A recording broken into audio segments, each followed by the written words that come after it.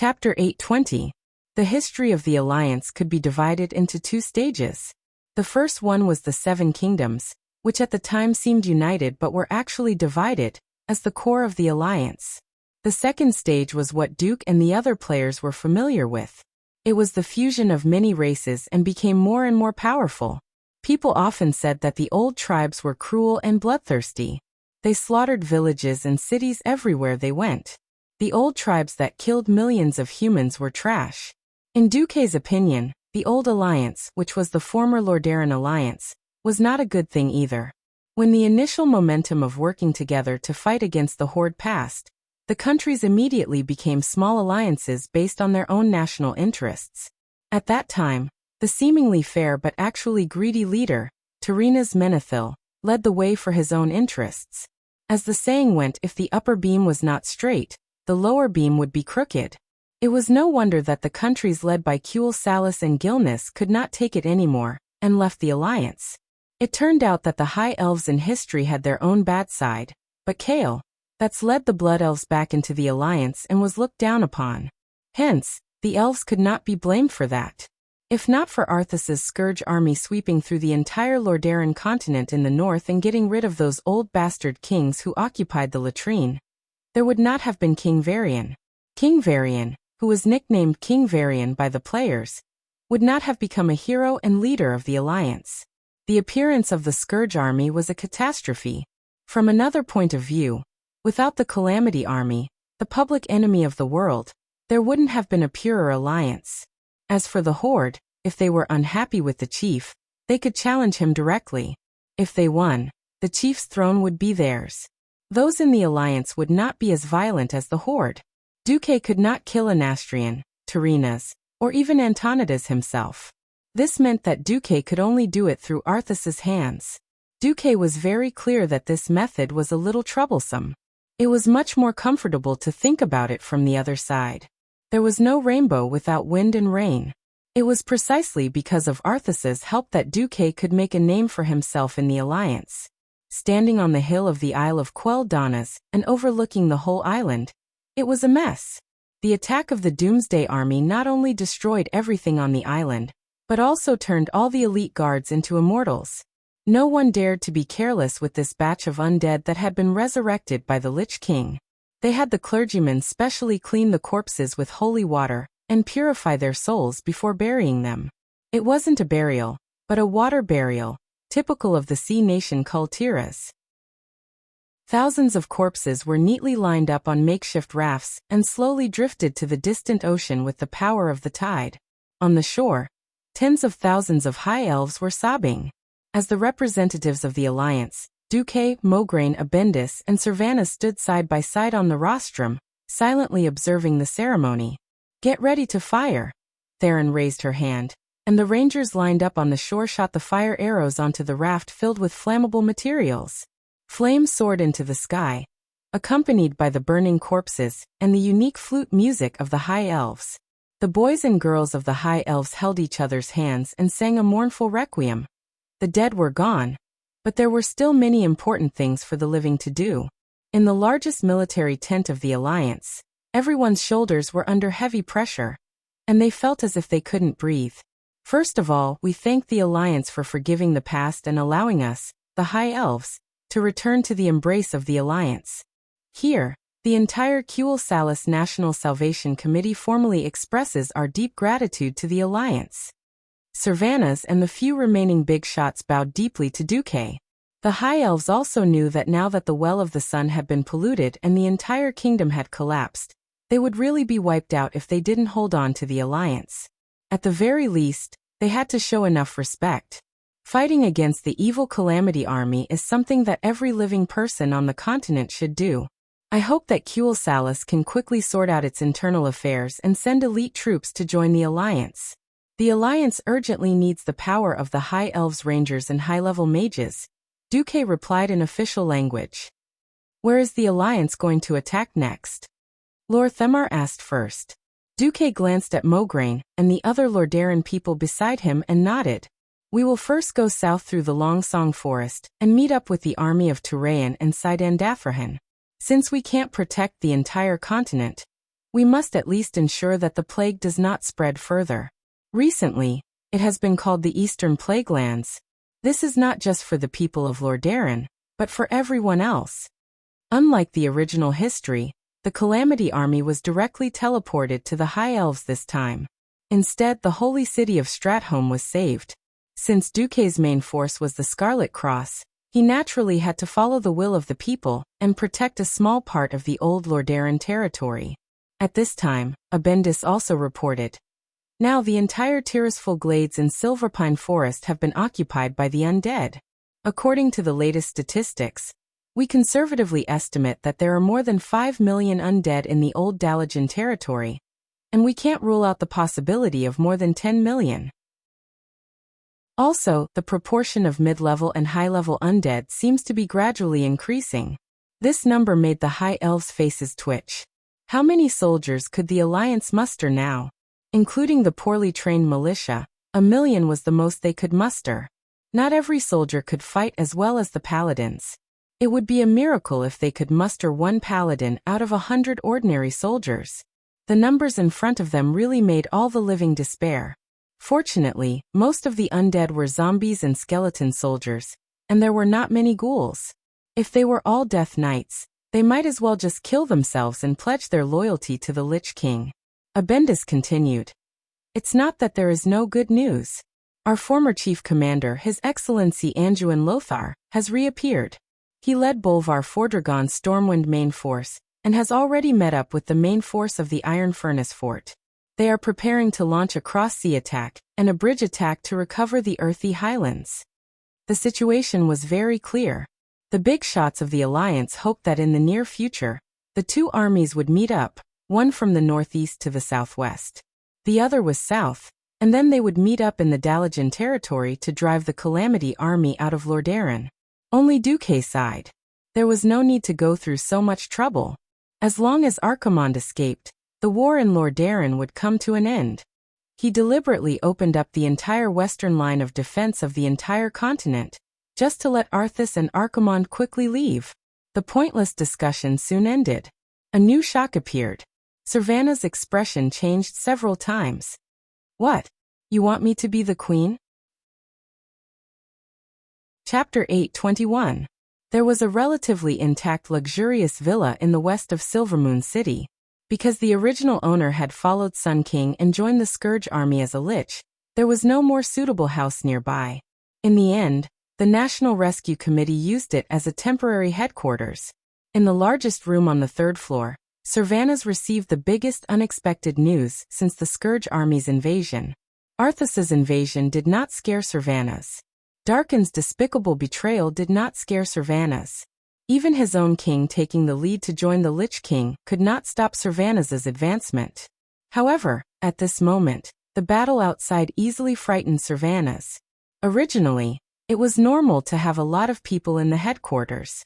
However, with Sun King's betrayal, the prince's exile, and the Silvermoon Council's complete collapse, all the situations in the entire kingdom had to be gathered here for approval. The injured needed treatment. The previous sea burial was only for the dead on the Isle of Quel'Danas. In the kingdom itself, more dead needed to be purified and buried. A large number of undead were running around, so they needed to send out cleanup teams. Then there was the spread of the plague and signs of instability in the polluted Sunwell. Everything was complicated, but Servanas was someone who had seen a lot of things before. Hunt the undead to Hadgeron. Treat the injured and purify to Liadeline. Search for the remaining enemies to his 4th sister. The internal affairs were left to the smartest Lorthamar. The Scourge army had destroyed almost everything. The entire Kuel Salus lacked everything: medicine, food, tents, clean water. If you lack anything, just go to Duque and ask him for it. Tell him that I said it. Servanas showed off her power, and it really worked. Even though the elves were so anxious that they almost used robbing, the Alliance's quartermaster pinched their noses and accepted it. After all, Servanas was the rumored sister-in-law of Duque. For 3 consecutive days, when the situation in the country was stabilized, Servanas, who hadn't slept for 3 days and 3 nights, was suddenly startled by the shouts coming from outside. The elves of the National Rescue Committee were also shocked. Servanas took the lead to rush out with his longbow and short sword. In the end, he saw an extremely shocking scene. Many elves came from all directions, and they all came to the small villa. Lady Servanas Windrunner, can you come out for a second? We need your leadership. At a glance, there were at least 2,000 to 3,000 elves here, and the number was still increasing. Servanas directly stabbed his dagger into the wooden railing of the balcony on the 3rd floor, shouting domineeringly, "If you need instructions, I believe you've already received clear instructions. If there's anything you lack, you can tell me or every member of the National Salvation Committee. If you're confident in your abilities, you can also recommend yourself to join the National Salvation Committee. What are you guys doing here? We still have many compatriots who need your help and rescue. Our kingdom needs the strength of each and every one of you. No, we need you." A ranger captain stood up. Servanas recognized him. Devon had been with her for more than 1,000 years. He had fought trolls, fought orcs, and fought against catastrophes. He could be said to be a veteran on her side. Servanas was also stunned to see him come out. Devon continued to shout, "There's a rumor that after you've quelled the troubles of the kingdom, you'll return to your fief in the elven forest." Servanas was suddenly stunned. She really hadn't thought about this in the face of a national crisis. She used to think that when she gave up her duties in the Marcus family and ran back to the Longsong forest, she would be separated from Duque and Duque's forces. Now it seemed that it was not the case at all. Duque had never regarded her as a traitor. Moreover, there was that kiss, and that arrow from the two of them. Unexpectedly, her hesitation immediately caused the elves below to burst into an uproar. Woo-woo. The rumor is actually true. Even our only remaining hero is going to abandon us? Who can lead us out of this desperate situation? It used to be trolls, last time it was orcs, and now it's bones. Oh my god, there's also the Burning Legion. Is Quel Salis really going to perish? Pessimism spread faster than the plague, and hundreds of female elves almost burst into tears on the spot. Servanas was anxious. I didn't say I was going to leave. As long as my comrades need me, as long as the Longsong Forest still needs me, I will not leave. But you've already left once. Devon's loud shout was like throwing a torch into a warehouse of explosives. The audience below suddenly exploded. Yes.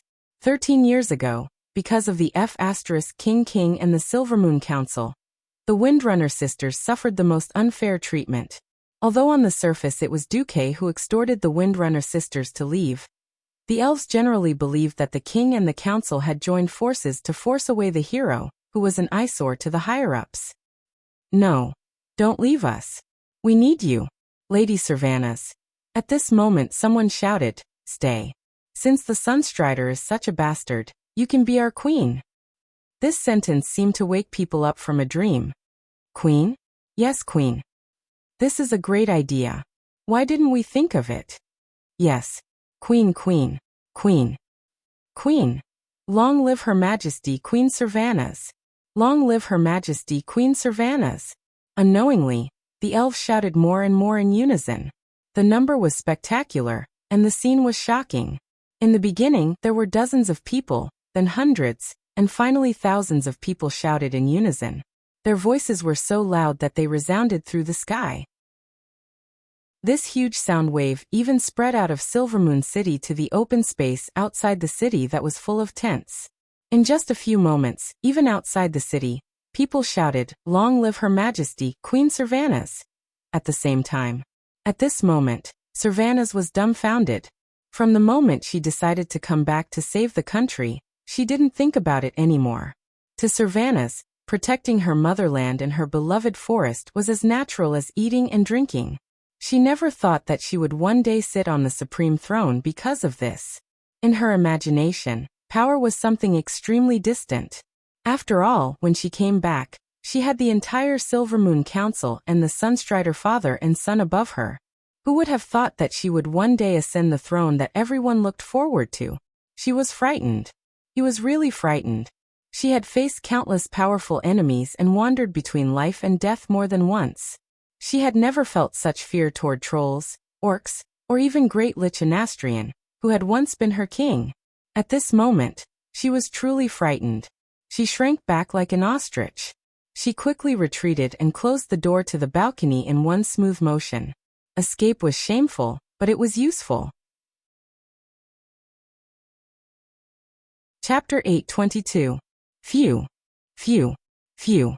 Sylvanas leaned against the wall next to the balcony's glass door as she gasped for air. Just a short moment ago, she was already drenched in cold sweat. Sweat stuck her beautiful blonde hair into clumps, and bean-sized sweat droplets flowed down her sexy collarbone and toned chest, all the way to the deep ravine. If Duque was here at this moment, he would definitely have a feast for his eyes.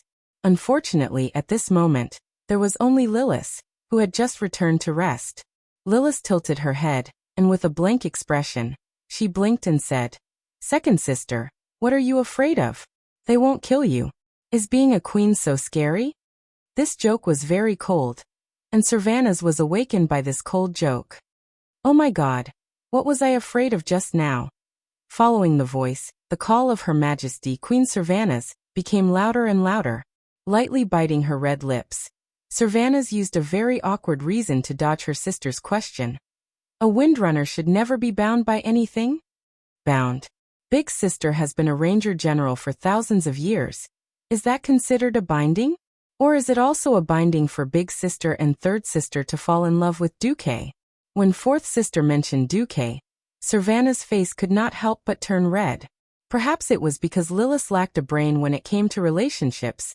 This kind of emotionless conversation made Sylvanas' teeth hurt even more. Would doing what he wanted to do become a kind of restraint? Sylvanas' delicate face twitched involuntarily. Let me calm down for a moment. A few minutes later, when the noise outside reached the sky, an angry roar came from the committee's command center. Lord Thema, get in here. Lord Thema, who was hiding in the alley 3 houses away, could not help but smile bitterly. As expected, there are no idiots in the Windrunner family. In the command division's underground cellar, the sharp voices and shouts decreased by more than 80%. The air was filled with a rich alcohol fragrance, but those fellas here weren't in the mood to enjoy this intoxicating fragrance. Sylvanas leaned on her longbow and leaned against the wall of the cellar in a seemingly casual manner, but her entire body exuded a powerful and dignified aura. A few of them shuddered as soon as they came in and subconsciously shrank their heads. Is everyone here? All right, Lord Themar, come clean. What the hell are you doing? As long as the woman from the Windrunner family found her target, there was nothing she couldn't hit. Now that he had been singled out, Lord Themar couldn't even pretend to be a grandson anymore. Just as he was about to say something, Hadron spoke first. We agreed to make you our queen, big sister. What about us? Sylvanas' gaze sharpened, and the dozen or so fellows at the very front all felt like they had been turned into a beehive by a rain of arrows. Me too. Without hesitation or retreating, a large group of people stepped forward. Sylvanas really choked. She never thought that this us actually included all the ranger captains she had led before. From the senior captains to the junior captains, there were at least 30 of them. What are you doing? Did you think about how I feel when you suddenly did this? Now I'm like a despicable thief who came back from thousands of miles away to steal the throne. She punched the wall of the cellar with her small fist. With the addition of the strength from the well-tempered hero-tier body, this punch cracked the wall as if it had been smashed by a meteor hammer. A spider web-like crack spread out 1/2 meter. Instead of retreating, Hadron took a step forward and said loudly, "Thief? How could there be a thief in the Windrunner family? Big sister, you're the one who's underestimating yourself now. We're not forcing you." Hadron interrupted. "We didn't see any thief. Did you see?" With a wave of his hand, the surrounding area was immediately filled with the aura of 100 responding to a single call. "No, how could there be a power thief? Big sister, you're thinking too much. We're not blind." That's right. Hadron continued. "We only saw a guy called Daukin betray Kuel Salus first. We also saw the man who used to be our king betray us in the face of powerful evil. Even Prince Kale, that's our last hope, betrayed us." Following Hadron's words, Lord Themar, who had been silent until now, also took 2 steps forward. However, in the end, when all of us were in pain and despair, A ranger called Savannah's Windrunner stepped forward and became our hope, our pillar of support. She led us in a desperate charge against Arthas. No, I'm not strong enough. My sister. Yes, Aurelia is much stronger than me. Savannah's argued. Riataline suddenly said, perhaps Lady Aurelia is stronger than you. But at that moment, it was you who appeared in front of the High Elves, not your sister or sister. Savannah's was speechless for a moment. Then she immediately said, that's not necessarily true. I can temporarily lead everyone. But if we form a parliament in the future, won't we all be able to choose a more suitable leader? No. No one is more suitable than you, Hadgeron said firmly. He raised his hand and pointed above his head. Do you hear everyone? Almost all the High Elves who can still move are here. Lor'themar took 2 more steps forward. He was so close that his nose was almost touching Savannah's forehead. He waved his arms vigorously, using his body language to express his excitement. Whether we want to admit it or not, Kuel Salis has already collapsed. The plague has spread throughout the kingdom, and 80% of our land has been corroded. We can't even afford to feed 50,000 people. Maybe we can do it after we purify the land. But that's in the future. Now we must evacuate most of our people, just like how we evacuated north during Stormwind. Savannah's other than you. There is no one else who can be the bridge between Sindorii and the Alliance. Remember, there is no one else. Savannah's body trembled. She understood everything, helping her rise to power. It could be said that it was fate, but it could also be said that it was inevitable. In a situation where the higher-ups were all killed and even betrayed, the people needed a new pillar of support psychologically. Materially, the kingdom's collapse forced the entire kingdom to seek help from the Alliance in order to prevent a large number of people from starving to death. Chapter 8:23. For thousands of years, the High Elves prided themselves on their nobility and pursued a high degree of isolationism and xenophobia. Not to mention the constant friction with Lordaeron. Even the other humans and the Dwarf Kingdom didn't give them any face. It wasn't to say that they had the whole world as their enemy, but they had offended a lot of people. The High Elven Kingdom's favorability with other countries was in the negative. It didn't matter when the High Elven Kingdom was strong, but now that the High Elven Kingdom had collapsed, the High Elven Kingdom didn't have a good time either. If the High Elven Kingdom was fine, even if Kuel Salis and his family collapsed, the High Elves might be able to get more material support. But now Lordaeron was almost destroyed. Less than a third of its original vast territory was left, the so-called Eastern Plains. Of course, more people now called it the Eastern Plaguelands. The Dalajan Kingdom was also destroyed.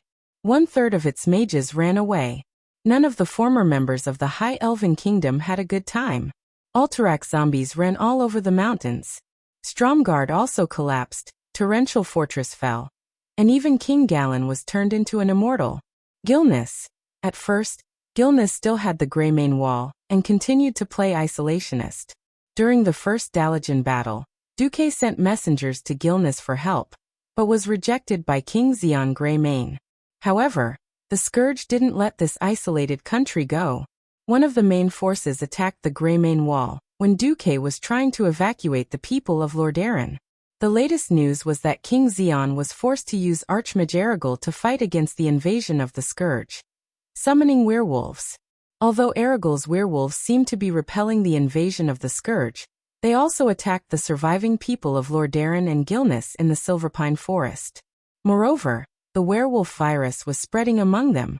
The members of the High Elven Kingdom couldn't even take care of themselves. How could they have the energy to care about a race that was originally extremely xenophobic in the far north? If there was anyone in the High Elven Kingdom who could get the resources of the High Elven Kingdom, it would be the Windrunner sisters. As everyone knew, the Windrunner's eldest and third sisters were about to change their surnames to Marcus. Originally, the Ranger's goddess Sylvanas seemed to have escaped from Duque's demonic clutches. Unfortunately, it was soon proven that it was nothing more than a beautiful illusion. The two of them kissed in front of the Sunstrider Royal Court stairs. Although it seemed like an illusion and he couldn't see it clearly, how could an advanced ranger's perception be fooled so easily? Moreover, if it was really nothing, as the Grand Duke of Stormwind and the highest commander of the Alliance, why would he take the risk to save a random ranger general? I don't have a close relationship with Duque. Sylvanas seemed to be on the verge of breaking down, but he still tried to defend himself. This time, no one refuted her, but everyone had an expression that said, "I don't care if you believe it or not, I don't believe it." Fortunately, Lord Themar and the others had been with the Windrunner family for many years. He knew their personalities very well. The other guys still wanted to persuade them, but Lord Thema stepped on the brakes. All right. We're not purposely forcing you, but please calm down and think about it. We'll leave first and give you some time and space." As soon as he said this, the group of guys immediately became clear-headed. It might be very effective to deal with Aurelia. As for Sylvanas, it was a little difficult.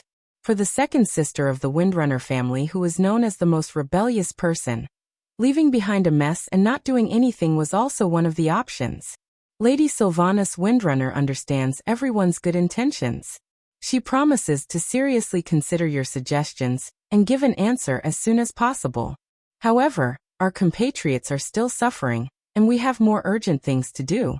Please disperse first. If there's any news, the National Salvation Committee will definitely inform you as soon as possible. Lord Themar announced to the elves outside. Didn't it sound wrong? Thinking about it, the thousands of elves gathered outside were instigated by Lord Themar. She naturally had the ability to appease everyone first. If anything happened to Sylvanas, this fellow might immediately launch a petition of 100,000 people. As soon as they drove everyone away, Lord Themar grabbed Hadgeron's collar. "Keep an eye on Big Sis. If she wants to leave Kuel Salis, you have to hold her back even if you die. We can only play the emotional card now." "Yes. I understand." Hadgeron nodded vigorously.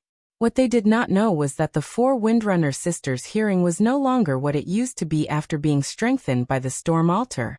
2 blue veins in the shape of a cross popped out on Sylvanas' forehead. At this moment, she even wanted to kill her lackey.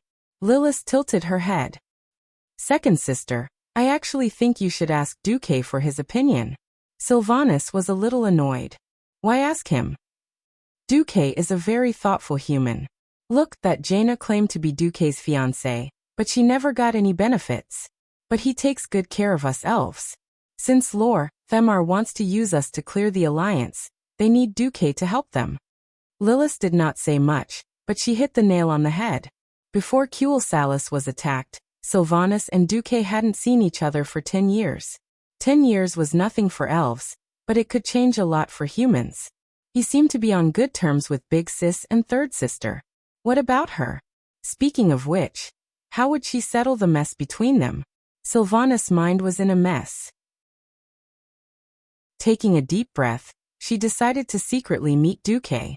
In the past 3 days, Duque had been very busy. Apart from arranging for the Alliance to send people to help with the disaster, and arrange for hundreds of thousands of Scarlet Cross soldiers to enter the eastern Plaguelands through Longsong Forest to support Stratholme, he also had to keep a close eye on the Sunwell. In history, the Sunwell had been forced to be blown up because it was too corrupted. But there were some things that a human like Duque could not meddle in. The High Elves' holy relic could only be decided by the High Elves themselves. The only thing Duque could do was to ask Dellen's old lover, the Radiant Moon Elven mage Gina Goldsword, to keep an eye on the Sunwell. When it couldn't hold on any longer, it would be the moment for Duque to show up. With the help of the system, he used inner vision to sense his magic circuits. The circuit had more than doubled in size compared to before he came to quell the loss. The flow rate and quantity of magic power had increased exponentially, but there was still a long way to go before a qualitative change. Duque heaved a sigh. "I just have to wait for the Sunwell." Suddenly, Vanessa knocked on the door. "Master, Miss Sylvanas wants to see you." Huh. Duque was slightly stunned. Chapter 8:24. It wasn't that Duque was bragging, but he had been really close to Sylvanas. From the first year of the Dark Portal, when the Windrunner's eldest and second sisters had supported Southshore, to when the Windrunner family had been lured to Elven Forest, to when Karazhan had been blown up 5 years after the Dark Portal, Duque had seen her at least 800 times, if not 1,000. Later on, because he often fooled around with Aurelia and Winrisa, she seemed to hate him, and their meetings had gradually decreased. In his memory, every time they met, as long as Duque was in the house, Sylvanas would never walk through the front door. When had she not relied on her unimaginably high agility to jump in through the window? What was a notice? Could a notice be eaten? Obviously, Vanessa was also shocked. It could be heard from her tone of voice. Because Silvermoon City had been destroyed, plague and death were everywhere. Other than the rescue team, the Alliance had to board the ship again at Quel'Dana's Island, pass through the original Windrunner Tower in the southwest of Longsong Forest, and take the southern mountain road to the plague. Only a small number of logistics troops and Duque and other higher-ups were arranged outside the northwest gate of Silvermoon City. Duque also lived in a villa that originally belonged to the Silvermoon Council. Invite her in. Not long after Duque gave the order, he heard the sound of knight-errant boots coming from the corridor outside. Duque was a little stunned, and then he was stunned when he saw Sylvanas. Damn it. What was going on tonight? Why was she suddenly wearing formal dress for a banquet? Wasn't it the sound of boots just now? Windwalkers loved nature, and at the same time, they pursued high agility. If it wasn't for the magic armor that could increase their body's speed and agility, they might have chosen to wear bikinis on the battlefield. According to them, this way they could feel the flow of the wind better. So seeing the sexy and exquisite collarbones, the windrunner cleavage, and the soft and bouncy waist, it was a blessing for Duque, and almost became the stereotype of the 4 Windrunner sisters in his mind. Suddenly seeing Sylvanas wearing formal clothes, Duque was not used to it. Although it was still very amazing. The black low-cut fishtail skirt paired with a white blouse made her look both solemn and sexy. She seemed to have washed her hair in order to meet Duque, and her blonde hair was put up in a neat bun. The only thing that gave Duque a headache was that ladies usually wore low-cut dresses. In order to prevent their chests from looking too empty, they would wear a necklace with gemstones or something.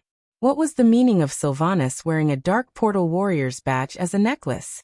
After Vanessa opened the door for her, Sylvanas looked a little embarrassed. She stood in the doorway, dignified and impeccable, except that the fingers of her hands, which were neatly placed on her abdomen, were furtively pinching each other with the fingers of her right and left hands. Duque smiled awkwardly. I heard that time means nothing to the High Elves. If you could treat my room as your own like you did 10 years ago, perhaps you and I would be more comfortable. Then should I go back and change my clothes now? Duque's face was full of embarrassment. Am I imagining things? Why does it feel like Queen Sylvanas's intelligence has dropped? Duque looked up at the darkening night outside the window. It's getting late. Come in. Just say what you want.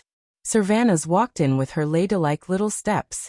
It had to be said that in the past 10 years, Duque's invention of high heels had become popular throughout the Eastern Kingdom, earning a lot of money from ladies. It wasn't that this trend had not reached the closed-cule Salis. It should be said that high heels were a rare case of human cultural invasion.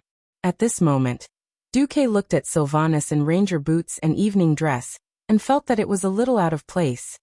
What's wrong with me? The female ranger seemed to be extraordinarily sensitive.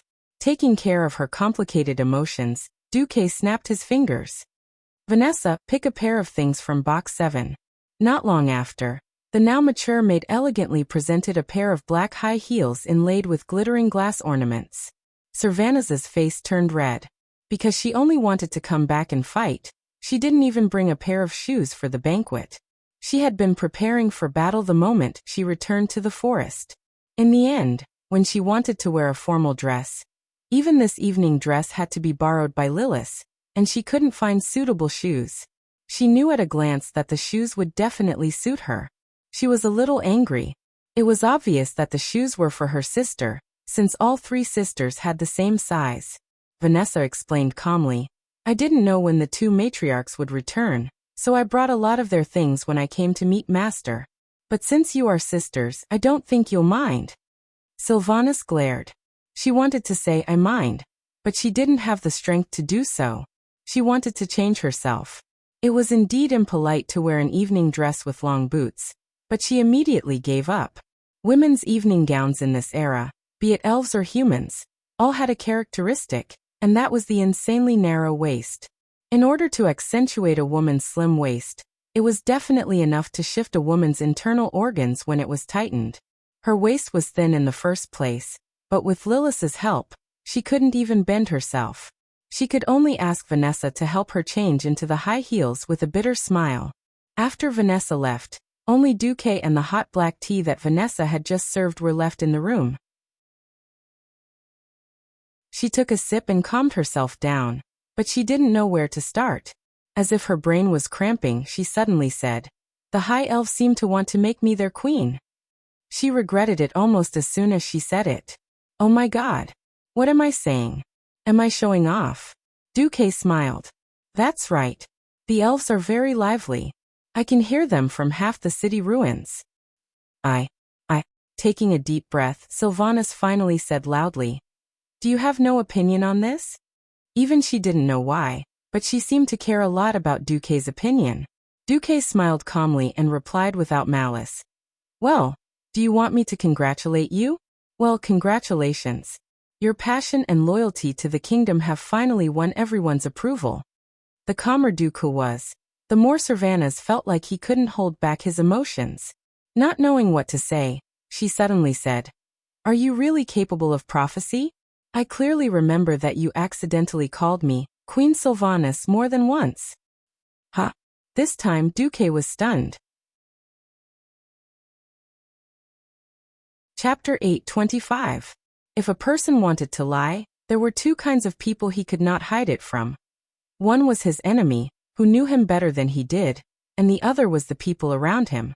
From the end of the Second Battle of the Dark Portal until the second invasion of Nazul, Duque had lived a happy life. When people were not under pressure, their nerves were not so tense, and they would not have too many scruples. Big secrets could be kept, but small secrets still had a chance to be leaked. Duque did not know how to talk in his sleep, but he had seen Sylvanas too many times, and he was used to calling her Queen Sylvanas before he crossed over, so he would always spill the beans. In the past he could just laugh it off, but now there was Mediva's prediction of the invasion of the Scourge army, and Duque's ability to predict the future. Now Queen Sylvanas suddenly asked one of Duque's Achilles' heel. There was no point in denying it. For a person with such amazing intuition, any disguise would be seen through in an instant. Duque flung his robe, revealing a sage-like appearance. He looked serious, and Sylvanas was stunned.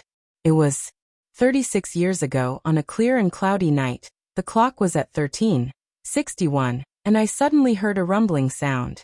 It was the sound of the sky. Suddenly, a very pleasant neutral voice sounded in my ear, and it told me a shocking secret. That is, after 36 years, Sylvanas Windrunner will be crowned queen. Duke began to talk nonsense with a straight face, and at first he did frighten the queen. Although Queen Sylvanas's intelligence at the moment was a little touching, she immediately came to her senses. There were too many things to complain about. In this world, Duque's official announcement to the public was that he was only 19 years old before he disappeared. Now that he had eternal life and age had no meaning, the authorities believed that Duque was a 29-year-old guy who was about to step into the ranks of middle-aged uncles. Then 36 years ago, what the hell was that? 1361 at night? The sound of the sky?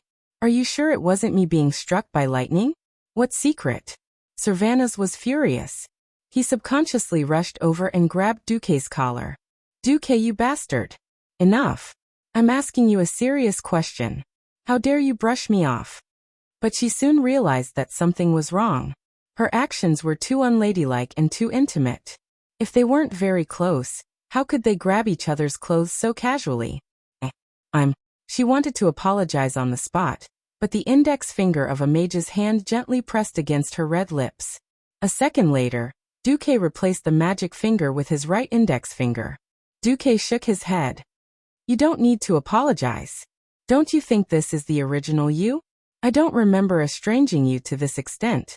But you and big sister and third sister disappeared for 10 years. I almost forgot about you. Moreover, I have also returned the territorial documents and the aristocratic badge. I betrayed the Marcus family. In the field of politics, This could be said to be a very serious betrayal. In the human world, the allegiance of hereditary nobles was eternal, unless the great lord voluntarily removed the title of nobles, or there was absolute evidence that the lord was dead, and the next lord announced the removal of allegiance. This monarch and vassal relationship was permanent. In fact, even if the great lord released the person, such a removal would be regarded as a disgrace to the lower nobles. Strictly speaking, it was the right thing for the Marcus family to scold Servanas as a traitor and launch a crusade against her. Duque said slowly. Betrayal? I don't remember a Wuxia, who acted as a director for me, issuing a notice that you are a traitor to the family. I also don't think an elf who defends his country and hometown is a traitor to his country and people. It was me who abducted you and your sister by small means. You just did what you had to do. This was already a classic example of repaying evil with good. In that situation at the time, so what if he was the hero of Qul Salis? He slapped the Sun King and the Silver Moon Council in the face. So what if Big Sister proved that she was right? Wouldn't he still have to make things difficult for him later? He might even find a reason to torture him to death. At this moment, Servanas finally couldn't help but cry out. Unconsciously, she cried out and threw herself into Duque's arms, crying non-stop. Bastard! Why are you so good to us sisters? Why are you so good to me after you have big sister and third sister? Bastard! Bastard! Bastard! Did you foresee all this and then do it on purpose? You deliberately came to save me at the most critical moment, and made me confused. You deliberately took the opportunity to make me a queen or something. Well, Queen Servanas, at least you got a lot of it right. How is it possible? I am not a god. Duque smiled bitterly. The original history of this world had been messed up by him. It seemed that Queen Servanas still became a queen, but she was no longer the forgotten queen of death. Who would have thought that after saving Servanas, she would still have such a queen's life? She couldn't be the queen of the Forsaken, but was determined to be the queen of the High Elves? In all honesty, I don't have the ability to persuade your old subordinates. I haven't even come into contact with them. Heroes were all terrifying existences with amazing intuition. Feeling that Duque wasn't lying, Queen Servanas seemed to feel a little better. She lowered her head and fell silent. However, when she raised her head a few seconds later, Duque was startled. It was because what appeared before him was a Servanas whose gaze was like lightning, his gaze sharp, and not the foolish girl from before who was in a complete mess. She took a deep breath. Well, Duke Marcus, I have to admit that for the past 10 years, I have been looking for a partner stronger than you, to surpass Big Sister and Third Sister. This idea was wrong. Her eyes seemed to have a magical power that attracted Duque's gaze. I refuse to admit my heart. This is the demon in my heart that prevented me from improving for more than 10 years. Well, I now announce that I, Servanas Windrunner, have fallen in love with you, Duque. Even if this may be a mistake, or the result of someone's calculation, my feelings at this moment tell me that I really have fallen in love with you. Queen Sylvie admitted it so openly and took the initiative to confess. Duke was surprised, but also made his heart beat wildly. Wait. Before you answer, I must ask you to answer my question seriously. Servanas suddenly rolled up her skirt, pulled out a dagger from the inside of her thigh, and pressed it against Duque's neck. If you answer wrong, I will probably kill you on the spot, and then kill myself to accompany you. Servanas was so unyielding, and her momentum was so shocking that it directly frightened Duque. Chapter 826. Duque was a little surprised, and also had a headache. Sure enough, should he say that Queen Sylvanas deserved to be called Queen Sylvanas? Brave, rebellious, and full of wisdom. In history, Queen Sylvanas could protect her home and defend her country. She risked her life to stop Arthas in the Long Song Forest. In the end, she was killed because she could not defeat him. She was even turned into a banshee of death, and finally became the Queen of the Forsaken. She could be crazy about what she was determined to do. On the other hand, she seemed to be very reserved when it came to feelings. He had known Sylvanas for 15 years, but Duque had never felt that she liked him. Although he was a bastard from time to time, He would accidentally show off their love and abuse a single dog like her. But heaven and earth could testify that Duke really did not have the intention to deliberately abuse her heart or seduce his sister-in-law. As for saving her, nonsense. If he really let her die in Kuel Salis, Aurelia and Sasha would come back and hate him for the rest of their lives. Who would have thought that after saving her, he would immediately kiss her with a heavenly thunder and earthly fire? In fact, at the moment in front of the sun-chasing king court, Duque was distracted. Damn. I have been through so much hardship to be reborn here. And I have worked so hard to be a hero. Do I still want to be a single dog for the rest of my life? I already have a pair of sisters, in for a penny, in for a pound, in for a pound, in for a pound. They are the famous 3 Windrunner sisters. Duque was ready to beat up the 3 sisters, but Queen Sylvanas' staunchness was a little unexpected. Duke took a deep breath, and with the mentality of resurrection, he ignored the dagger on his neck that was moving up and down along with the pulse of his neck. He replied seriously, "Ask me and I will answer truthfully. Maybe the answer will not be what you think, but I promise this will be the answer from my heart." Sylvanas gently bit her lips and shifted her gaze away for a moment. She then immediately stared back at Duke. "Do you love my eldest sister and third sister?" "Yes." Duque did not hesitate. "I heard from Lilith that they just can't come back to Azeroth for the time being. What will you do when they come back?" Women's words were often full of traps. At this time, Duque had no choice but to ignore these traps. "I will love them as always," Duque said resolutely. Almost instantly, Sylvanas' eyes that could speak were filled with tears. It was a pair of eyes that were about to cry. She bit down hard on her lips. She bit down so hard that blood started to seep out from her red lips. She took a few deep breaths, and her beautiful chest rose and fell. She said with a trembling voice, "Then do you like me? I mean the romantic kind." "I like it," Duque said decisively.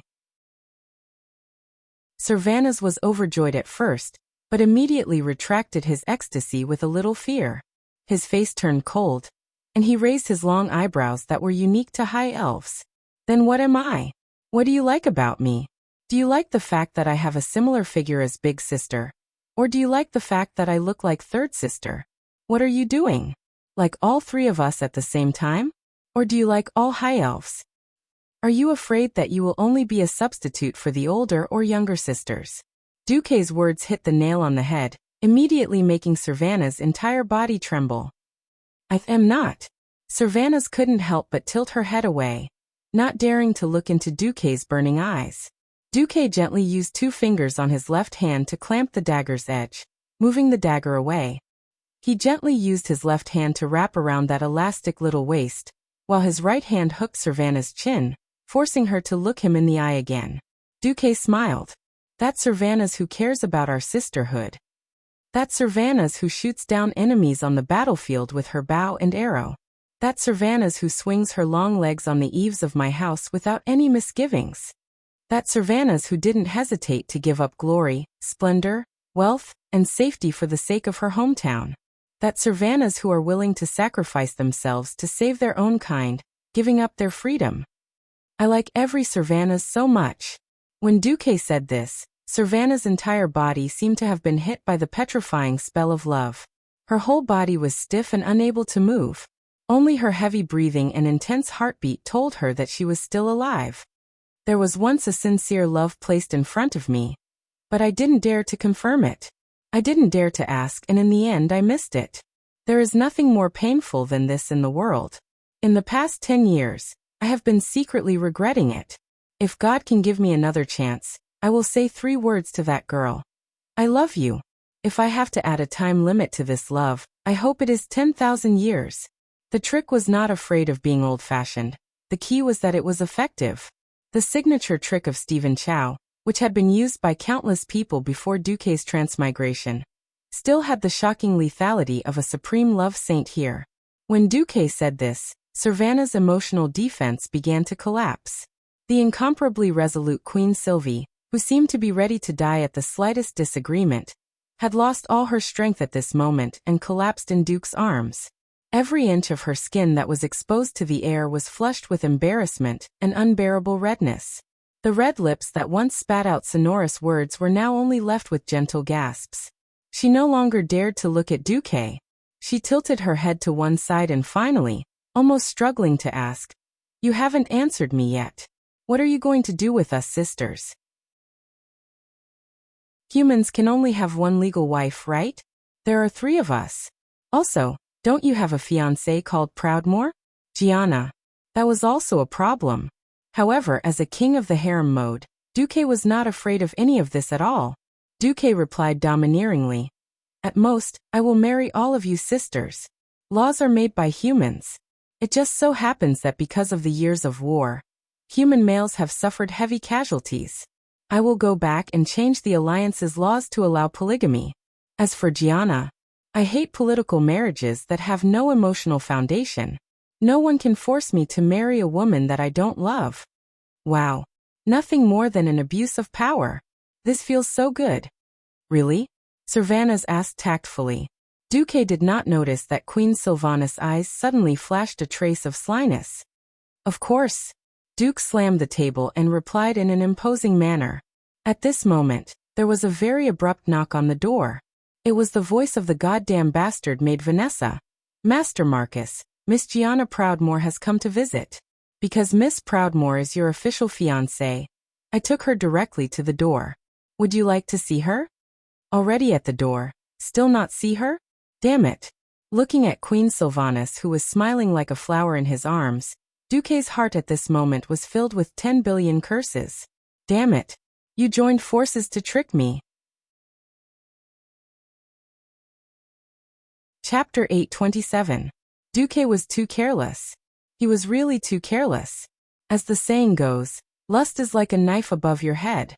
In fact, the system elf did not use a mark to tell him that Jaina was approaching. At that moment, with a beauty in his arms, who the hell cared about the censor's green data? Queen Sylvanas was also secretly playing tricks. She definitely knew that Jaina had been Duque's rumored fiancée for 10 years. Jaina's footsteps could not be hidden from her. Even though she had just lost her mind, her senses were still many times more sensitive than Duque's when she was so close. She clearly wanted Duque to say it himself.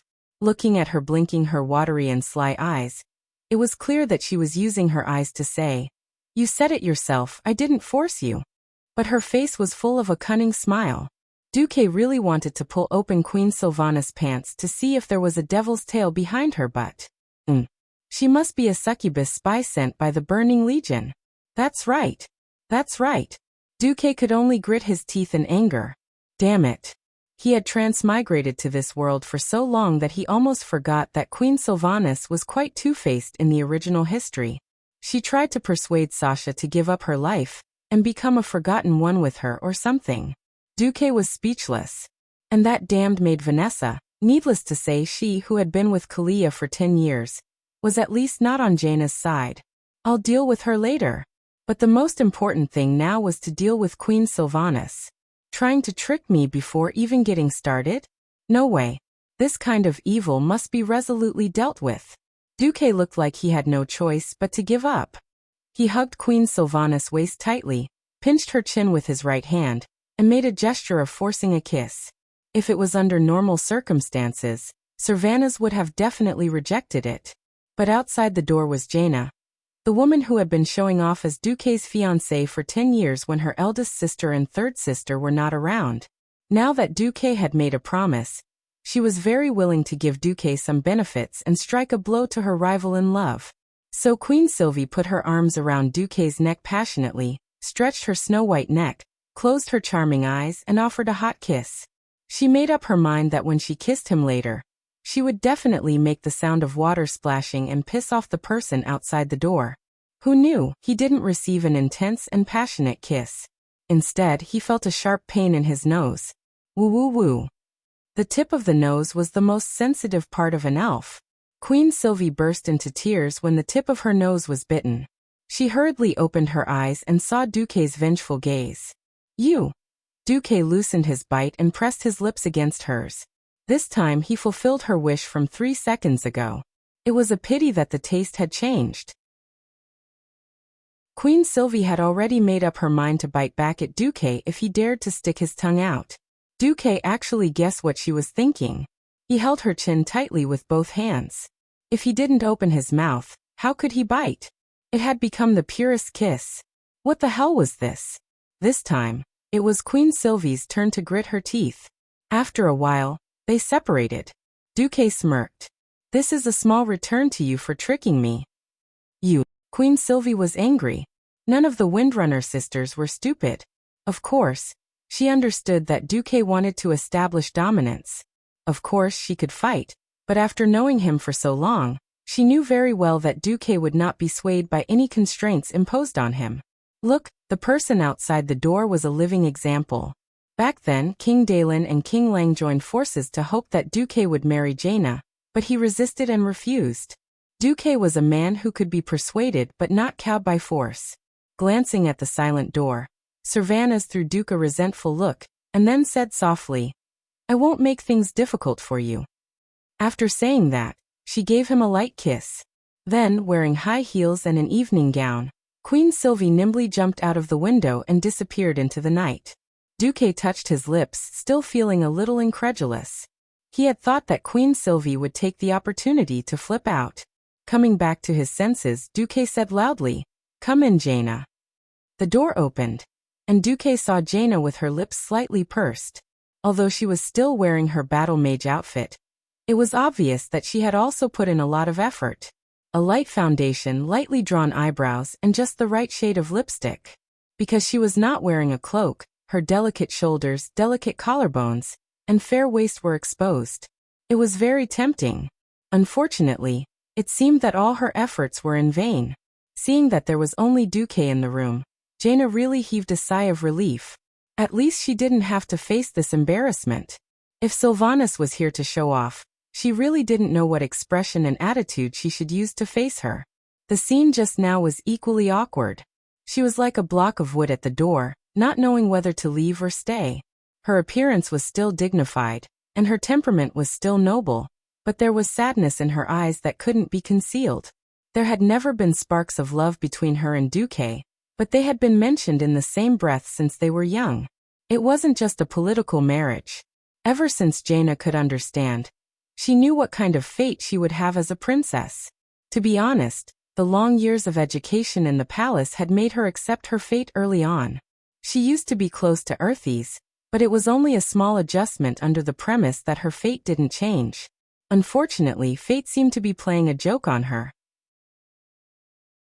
Earthies, whom she had favored back then, had fallen from a holy knight to a death knight, killed his father, and ended his own kingdom. Kale, Bats, who had also been considered, had chosen the wrong side and was exiled by his own people. He was about to be sent to the dark portal to guard the borders of the world. Even Garen Trollbane, who she didn't want to marry the most and had a bad reputation, and was one of the candidates for her husband, had now died and become an undead without a backbone. After going around in circles a few times, Jaina, who was forced by her father and the entire upper echelons of Kultiras to marry, was left with only one choice. Duque. Fine. After all, Duque was a Grand Duke who was the focus of attention, a great hero and the commander of the alliance. Marrying Duque was at least not a loss on the surface. She gained face but suffered a loss. Since ancient times, most of the children of the royal family had been like this. Now that Duque had returned, he actually declared that no one could force him to marry someone he didn't love. Speaking of which, that was indeed the case. Whether it was Stormwind or Kultiras, they couldn't do anything to a genius like Duque, who was above the country. Now it was even more exaggerated. Whether it was Duque as a Breaking Dawn Archmage or the commander of the Alliance, either of these two identities couldn't do anything to him. Not to mention that there seemed to be a queen, and an elf who was about to become a queen trying to steal her husband. Then what about her, who had been holding the title of Marquis Fiancé for 10 years? Without any words, 2 lines of clear tears flowed down Jaina's beautiful face. Chapter 828. Duque had imagined many scenarios, such as Jaina throwing a tantrum at him, Jaina trying to reason with him, Jaina bringing Dalen over to suppress him. However, Duque had never thought that Jaina would use the most primitive and feminine reaction to move his heart. Jaina's reputation of selling out her father had left a deep impression on him. He had avoided her as much as possible, feared her like a snake or a scorpion, and always kept his guard up against her. However, the prejudiced Duque had forgotten an important principle time and time again. While a person's nature was important, experiences were the core factors that shaped a person's personality. For example, children who had experienced domestic violence or grew up in a single-parent family would easily distrust their family. Another example would be children who had failed in everything they did since they were young. They would lack confidence when they grew up, and would never have the ability to lead. Jaina's life path was very different from history. Although she was still not favored by her father Dalen in this life, and Crown Prince Thenred already had a son, she would never be able to inherit the throne of Kul Tiras. However, she did not have to act like a social butterfly, flirting with idiots and rich men. All she wanted was a future. Alicia had personally confirmed that Jaina had been very dutiful in the past 10 years. She did not even have a male dog by her side, much less a lover. The only things that kept her company were magic and business. She's still a virgin, Alicia had said temptingly at that time. Duque smiled bitterly. In this era where people had to get married in their teens, Jaina had undoubtedly become an old lady in the eyes of the world because she carried the title of his fiancée. Before Duque's transmigration, it was not uncommon for women to get married in their 30s. After all, there were many single men. In the circle of humans in Azeroth, she was at the level of an old hag. Even though Duque knew that Jaina's ambition was not here, gossip was a fearful thing. Duque suddenly felt guilty when he thought of this, and looked at the 2 streaks of tears on Jaina's face under the gentle light of the magic lamp. "I'm sorry, I didn't notice how you felt. I was being inconsiderate. I wanted to keep my private life separate." Jaina lowered her head weakly and looked at her toes. Then, she quickly raised her head again. Duque couldn't read her complicated eyes at all. Gianna clenched her fists tightly, her whole body tensing up. In the next moment, an almost hysterical roar erupted from that sexy little mouth. "I've been working hard to fall in love with you, Duque. But I've been your fiancé for more than 10 years in vain. I've always been thinking about how to change myself so that I can be more pleasing to you. But your heart has always been rejecting me. You haven't even given me a chance to start. You've already ruthlessly cut off all possibilities." With tears in her eyes, Jaina moved her trembling body and stepped forward with her left foot. "After I found out about you and Miss Aurelia and Miss Sasha, my court tutor told me that as long as the title of your wife belongs to me, I must pretend not to see anything. This is the rule of the nobles. Not to mention other kings, even my father did it." Then the right foot. "Yes. I wasn't an adult then, but from that day onwards, I told myself that I had to endure it. I made myself a good student, because that was the only time you wouldn't be wary of me." Then the third step. Jaina was less than a meter away from Duque. She could clearly see every curve of shock on Duque's face. "Since I was a young girl until I became an adult, I've always been thinking about how to win your heart. O God of the sea, I was very depressed for a long time, because my tutor and I started to think that you only liked high elves and not human women." The fourth step. The distance between the two was less than half a meter. 10 years. I waited for you for a full 10 years. A woman's golden and most beautiful moment was spent waiting. In order to avoid the torment in my heart, I didn't dare to read any romance novels. He even specialized in ice element magic. I spent almost all of these 10 years in the library and in the laboratory. The fifth step. At this point, the two could almost smell the hot breath coming out of each other's nostrils. "But you came back. Suddenly, just when the whole continent needed you the most. The great hero Duke Marcus came back. But when you came back, you accepted Alicia Barov. That expression of a woman in love. No matter how you pretended that nothing happened, you couldn't even fool the guards. Only then did I know. Oh, so you like human women too." Duque's Adam's apple moved a little. At this time, the tip of Jaina's nose was almost touching the tip of Duque's nose. It was a pair of infinitely sad blue eyes. First it was Countess Alicia, then Queen Kalia, and now Queen Sylvanas. How can I continue to pretend that nothing has happened? I can't take it anymore. Please tell me, What did I do to make you so disgusted and reject me? Even if I lose, even if you cancel my fiancé status, can you give me a reason to let me know why I lost? Phew. Duque let out a long breath and sorted out his thoughts. From the perspective of the engagement, even though this was a bad debt, even though he had never acknowledged this marriage, because of the accident of Karazhan's explosion, he had indeed dragged Jaina down. And the women he had offended were getting more and more powerful. In the past, he could still pretend that she was his secret lover and not see it. But then, the queen came out one after another as if she did not need money. If the engagement was broken, Jaina, who had no marriage partner, would not have to worry about being captured by Daelin and locked up in the palace for the rest of her life. But now that the Dalajan had been destroyed, it was understandable that Jaina would feel great pressure and indecisiveness. Jaina, no matter what, this is a bad debt. From the perspective of a noble, this is already unsolvable. But I just want to ask you, do you think that by marrying me and having a child to be my heir, you can fulfill your dream with peace of mind? Dream? Jaina's body trembled, and then she froze. Duque continued to patiently guide Jaina. According to the tradition of the royal family, if you marry a powerful person you don't like and simply become a tool to carry on the family line, without doing anything for the rest of your life, would you be willing? Would you be willing? There was almost no need to ask further. Jaina had already given the answer. No. Never. Absolutely not. How could I be willing? Chapter 829. As the saying went, beauties were picturesque.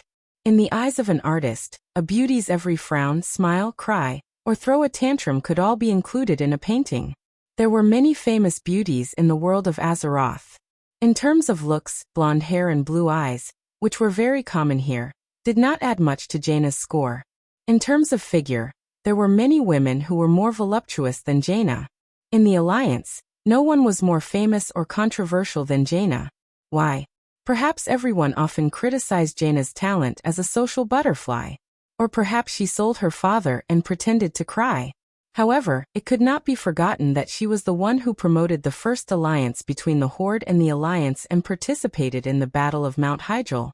In that battle, the heroes of Azeroth faced Archimonde, the boss of the Burning Legion. He was a terrifying existence that surpassed a single alliance, Horde, and the self-enclosed Night Elves at that time.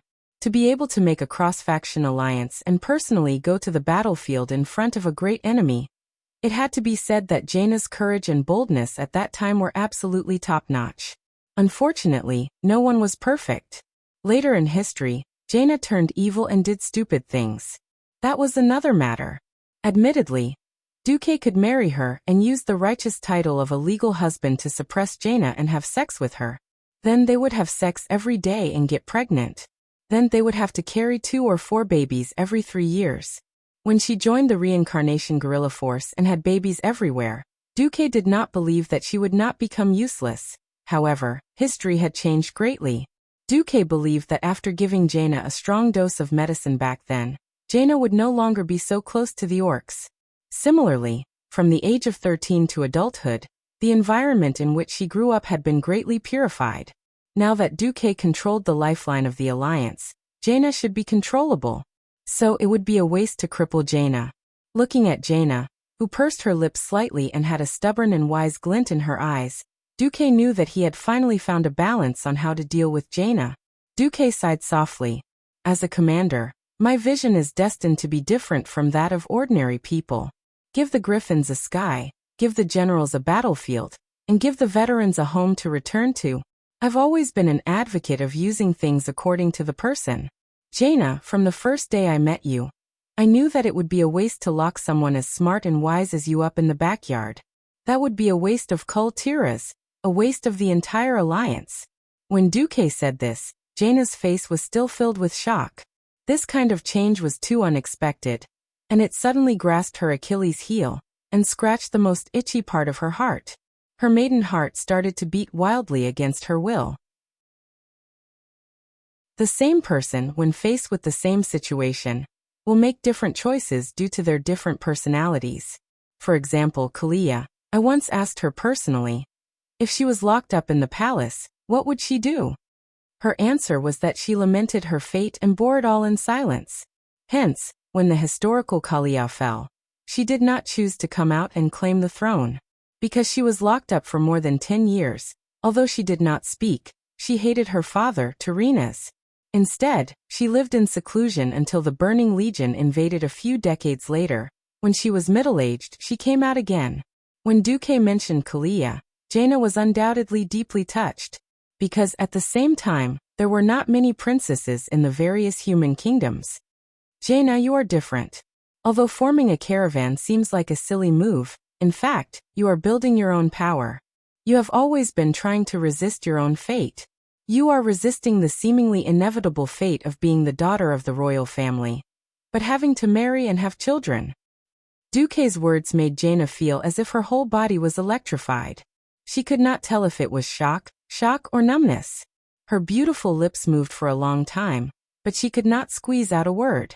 I yearn for freedom, and hate being bound by fate just like you. But I am different from you. I am not of noble birth, and I do not have the mindset of sacrificing myself for the family. Hence, I have always rejected political marriages from the very beginning. Since that is the case. Duque paused and took out a stack of documents and passed it to Jaina. Jaina took it in a daze. It was a list of refugees. This is... The northern continent of Lordaeron has been destroyed, especially the former territory of Lordaeron. Other than the southernmost part of the continent near the Hillsbrad Hills, most of the areas have been infected by the plague. This continent can no longer support so many people, so migration is inevitable. Jaina raised her head. Didn't you say that, just like how South Shore took in the refugees from Stormwind during the last war, they would first take in the people to the western wilderness? That is generally the case, but you have forgotten one thing. The southern continent has a small population. When we moved all of them there were only about 600,000 people. The northern continent of Lordaeron has always been the main settlement of humans. We have calculated that even if we filled up Stormwind, it would not be able to accommodate all the refugees. Then, Duque brought Jaina to a table. There was a map of the southern continent pinned to the table. Whether the humans and high elves are willing or not, they have to open up new territory. For now, the direction is Stranglethorn Vale, south of the Twilight Forest. But it is not easy there because there are many trolls. Moreover, not everyone is willing to go to the southern continent with the Alliance. You mean? Jaina's heart beat faster. She seemed to have grasped what Duque wanted to say. Not only the people from Torrential Castle, but also the people from Gilness. Because their country once left the Alliance, even though I have already ordered them to treat the refugees equally. In fact, the refugees from these two countries are still severely discriminated against and even abused. At this point, Duque also sighed. He had left so many backup plans to prevent Jaina from courting death, and inciting these people to travel across the ocean with her. Who knew that at this point, there were many things that could not be solved with a single order from him. There were policies from above, and countermeasures from below. If the people above said no, the people below would still pay lip service. There were even soldiers from Stormwind who bullied the refugees from these two countries. Duque did not have so much energy to care about such details. In the end, many of the people who escaped from these two countries really became refugees among refugees. If left alone, they would be abused to death sooner or later. This was a chaotic world. It was normal for thousands of refugees to die. Jaina, I hope to establish a bridgehead for the Alliance in the Kalimdor continent. On one side, it is to monitor the Horde, and on the other side, it is to deal with the possible invasion of the Calamity Army. I want to give this task to you. Can you do it? Chapter 830. In the past 10 years, Jaina was not someone who had been through the trials and tribulations. After all, she had not experienced the Battle of the Dark Portal, so she could not be considered to be independent. At best, she was only involved in some small side business. In history, she had participated in the investigation of the plague with Arthas before the outbreak of the Cataclysm. She had also experienced the massacre in Stratholme. She was completely mature. Although she had the title of a Dalajan counselor given to her by Duque, She was still a rookie who had not been through the baptism of war. It was impossible to say that she was not nervous. However, building a bridgehead for the alliance across the continent was something that even the elite pioneers might not be able to do well. She did not believe that she was being biased. She did have a plan for Theramore, but it was based on the premise that Mediva's prophecy came true and the situation of the entire Rotterdam collapsed. Mediva's prophecy was now half correct. The scourge was strong, but with Duque's efforts, the situation was not beyond redemption. Now the alliance and the scourge were evenly matched. When the situation collapsed, no one would say anything about how she brought the refugees away. At the very least, she saved a large group of people, didn't she? If the situation did not collapse, she would take a large number of refugees away from the Eastern Kingdom without permission when the alliance organized a large number of refugees to go south. This was undoubtedly a betrayal to the alliance. Not to mention, her father, Dai Lin, would not let her go. If Duque sent her there as the alliance commander, it would be a completely different matter. Not only was it legitimate, but it also meant that she would have strong support. Theramore was definitely a place that was far away from the emperor. If she managed it well, she would be a queen in the truest sense. She would be able to jump out of Kurtira's restraints. If she was more ruthless, even Duque would not be able to control her after she gained a firm foothold. This prospect made her, who had long been restless, unable to suppress the excitement in her heart. How about it? Jaina, are you willing to do this job? Jaina was stunned by Duque's question for a full 3 seconds before she came back to her senses.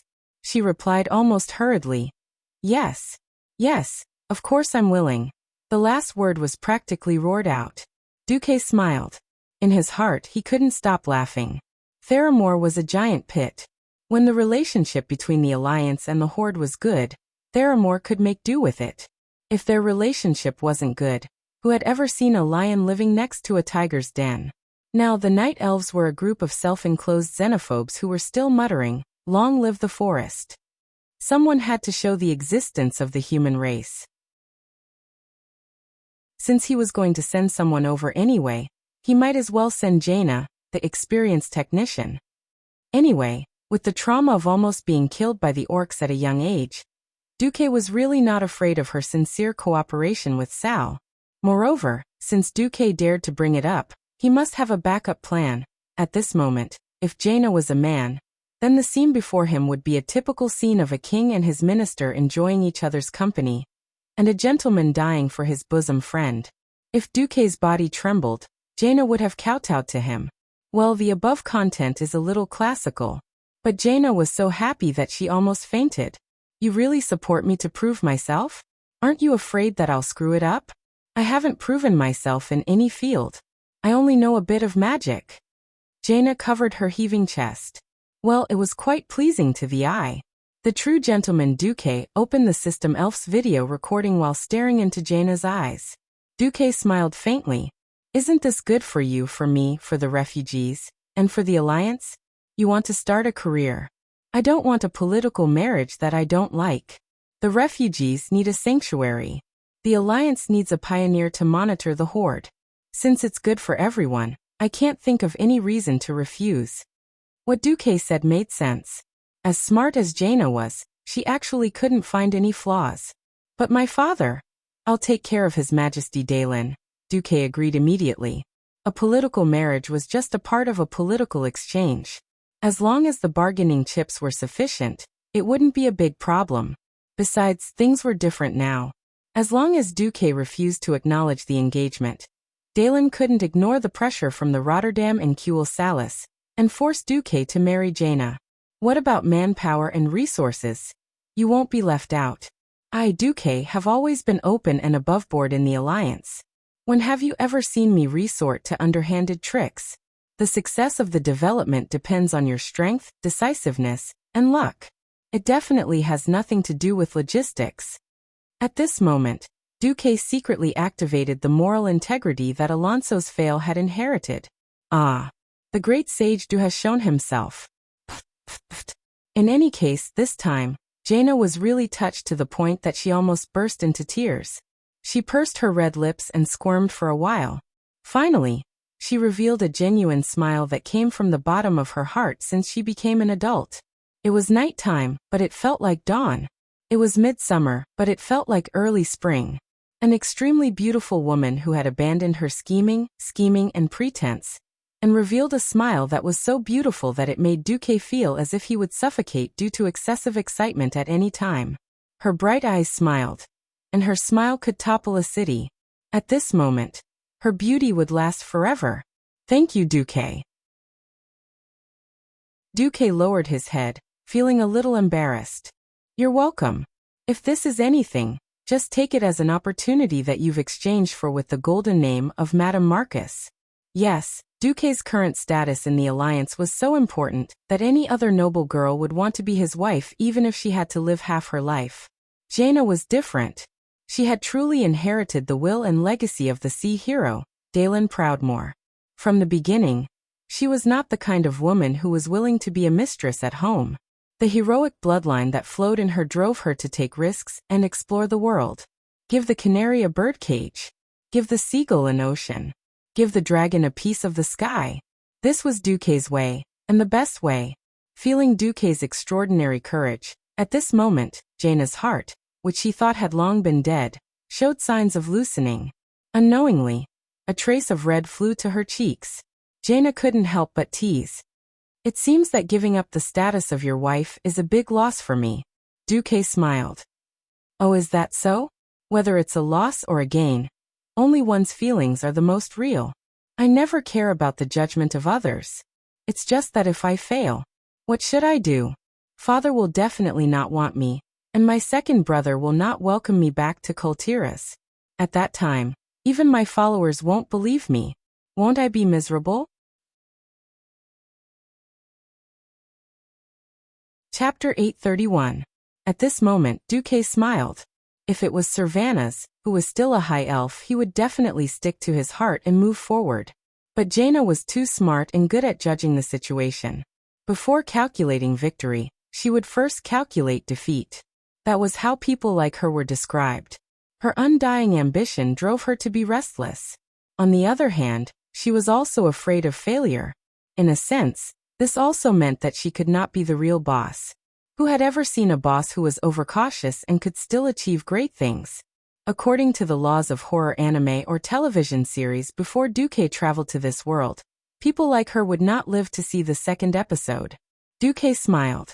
At this time, what Jaina needed was a little encouragement. Duque knew this, but he was angry and wanted to tease Jaina. The Dalajan will definitely be rebuilt. In the future, Kirin Tor will be very important. Jaina did not show any weakness. She tilted her head a little slyly and smiled. I am already a Kirin Tor. Duque knew that Jaina would not be moved by what she already had, but he played dumb. Then there is no problem. He was up to no good. Jaina was not stupid. Suddenly, Jaina opened her arms and hugged him. Her movements were very slow. So slow that even if Duque was an ordinary person, he could have dodged 100 times. But her eyes were telling Duque, if you don't let me hug you, I will regret it. Duque gritted his teeth and let Jaina do as she pleased. It would be a lie to say that he was not excited when a beauty hugged him. Duque could clearly feel the roundness and softness of the two magic peaks. It was different from the Windrunner sisters. This was another kind of extreme. The elasticity of a female ranger that had been trained for a long time was not something an ordinary woman could have. On the contrary, Jaina's soft, shape-shifting touch was something that even the Windrunner sisters could not learn. Even through the clothes he could feel the smoothness. This was definitely another kind of depravity. Jaina Proudmoore, are you sure you're not a succubus spy sent by the Burning Legion? At this time, Jaina suddenly breathed into Duque's ear and said in a soft, sweet voice, I have a treasure that I have kept for 27 years. I have never let anyone touch it. No matter what happens from the past, to the present, to the future, this treasure of mine will only be left for you. However, this treasure has a shelf life. I'm afraid that after 30 years, it will deteriorate and people will look down on it. So can I trouble you to come and take it when you're in a good mood, or have time within these 2 years? Holy shit. There was actually such a mysterious treasure in this world. Moreover, it's a treasure that only belongs to me? No way. If I enter a treasure mountain and return empty-handed, then I am not Duque. My honest and reliable husband. A gentleman of honor, Du Moke. How could he not happily accept such a treasure? Duque knew what Jaina was thinking. If she couldn't be his wife, then she could be his lover, right? With Duque as her backing, she would be much more at ease. This wasn't Jaina playing Duque with an empty promise. As long as Duque was willing, the treasure would immediately be in his hands. And it was the kind of magical treasure that no one could take away once it was taken. Thinking about it, Duque was speechless. Unfortunately, the next moment, Duque came to his senses. He had just been tricked by Queen Sylvanas a few minutes ago, so he deliberately changed the system elf's detection mode. Then at this moment, the system elf's red text prompt was, detected a female human and a high elf near you in listening mode. F***ck. Listen to hell. If Vanessa, who was eavesdropping outside the door, reported it to Kalia, and then Queen Sylvanas would fly into a rage, and it would directly turn into a civil war in the Alliance. All of a sudden, all of Duque's primitive impulses were gone. He didn't know where to put his arm, but he finally hugged Jaina in a very proper posture. I'm not such a heartless person. If someone treats me with sincerity, I will return the favor with sincerity. The Marcus family's territory is quite large. Not to mention a Radiant Moon Wizard Tower, even a Breaking Dawn Wizard Tower wouldn't be a problem. Jaina was naturally willing to take away Jaina's treasure now. Firstly, it wasn't the right time, and secondly, that would put Duque at a disadvantage. Unknowingly, the atmosphere had instead turned into a faint sense of warmth. In a sense, it was also beyond Duque and Jaina's expectations. No one had thought that the atmosphere would become so subtle. Was this considered above friends, but not yet lovers? Jaina left with a satisfied expression. Duque felt bitter. Originally, he still had the fire that Jaina had stirred up. Who knew that not long after Jaina left, a female voice that was obviously jealous came in the wind. Oh, little brother Duque, I also have a magical treasure here. However, unlike the treasures of humans, the treasures of us high elves have a long shelf life. I don't mind keeping it for 1,000 or 800 years. You can go look for those treasures that have a short shelf life. Don't worry about me. After saying that, the owner of the voice disappeared without giving Duque a chance to refute. Duque almost choked to death. The bitter Duque scratched his head and struck while the iron was hot to find Delin. At first, the angry roars of King Delin could be heard from Delin's private cabin, but it quickly became silent. At dawn, an announcement jointly issued by Duque and King Delin spread to the upper echelons of the Alliance. It probably meant that the marriage between Duque and Jaina was not approved by Duque himself. Such a marriage alliance was no longer suitable, and both parties agreed to cancel the marriage amicably. Duque compensated Kurtiras with a 36-page gift. If it was during peacetime, this would definitely be an astronomical amount of compensation. However, during the duration of the Battle of Calamity, known as the Third Battle of the Dark Portal, many things were actually useless. Money and luxuries were not as practical as a team of fully armed elite soldiers, or a cart of uncontaminated food. As for the news of Princess Jaina Proudmoore forming an expeditionary force, and opening a new safe harbor on the Kalimdor continent on the other side of the Endless Ocean, it did not cause much of a reaction among the upper echelons of the Alliance. Instead, as Duque expected, it caused an enthusiastic response among the refugees of Gilnis and Stromgard. At this time, Duque immediately had a headache because of the aftermath of the annulment of the marriage. Duque had become a single dog in theory. However, what made Duque most unbearable was that bastard Mograine. He did not hesitate to let Abendis use the teleportation portal to rush back to Silverymoon City to find out what was going on. To put it nicely, he was asking about how to purify the Eastern Plague Lands, and how to deal with the possible attack of the Scourge army. In fact, he was here to promote his own queen. Duque had a headache. Fortunately, something saved Duque. Chapter 832. The Sunwell could not hold on any longer. At first, the High Elves tried to ask Riadaline, Gina Goldsword, and other external help to see if they could change the internal circulation flow of the Sunwell, or activate the self-purification system of the sun well to purify the plague. After all, in their imagination, the water of the sun well, which represented high temperature and holy purification, would definitely be able to purify the plague associated with the resurrection of a mere great lich. Unfortunately, the situation was far beyond their imagination. The polluted area in the sun well was expanding. They could not even divide it, let alone purify it. With the betrayal of the Sun King, and the almost complete annihilation of the high-level mages, the power of the High Elves alone was not enough.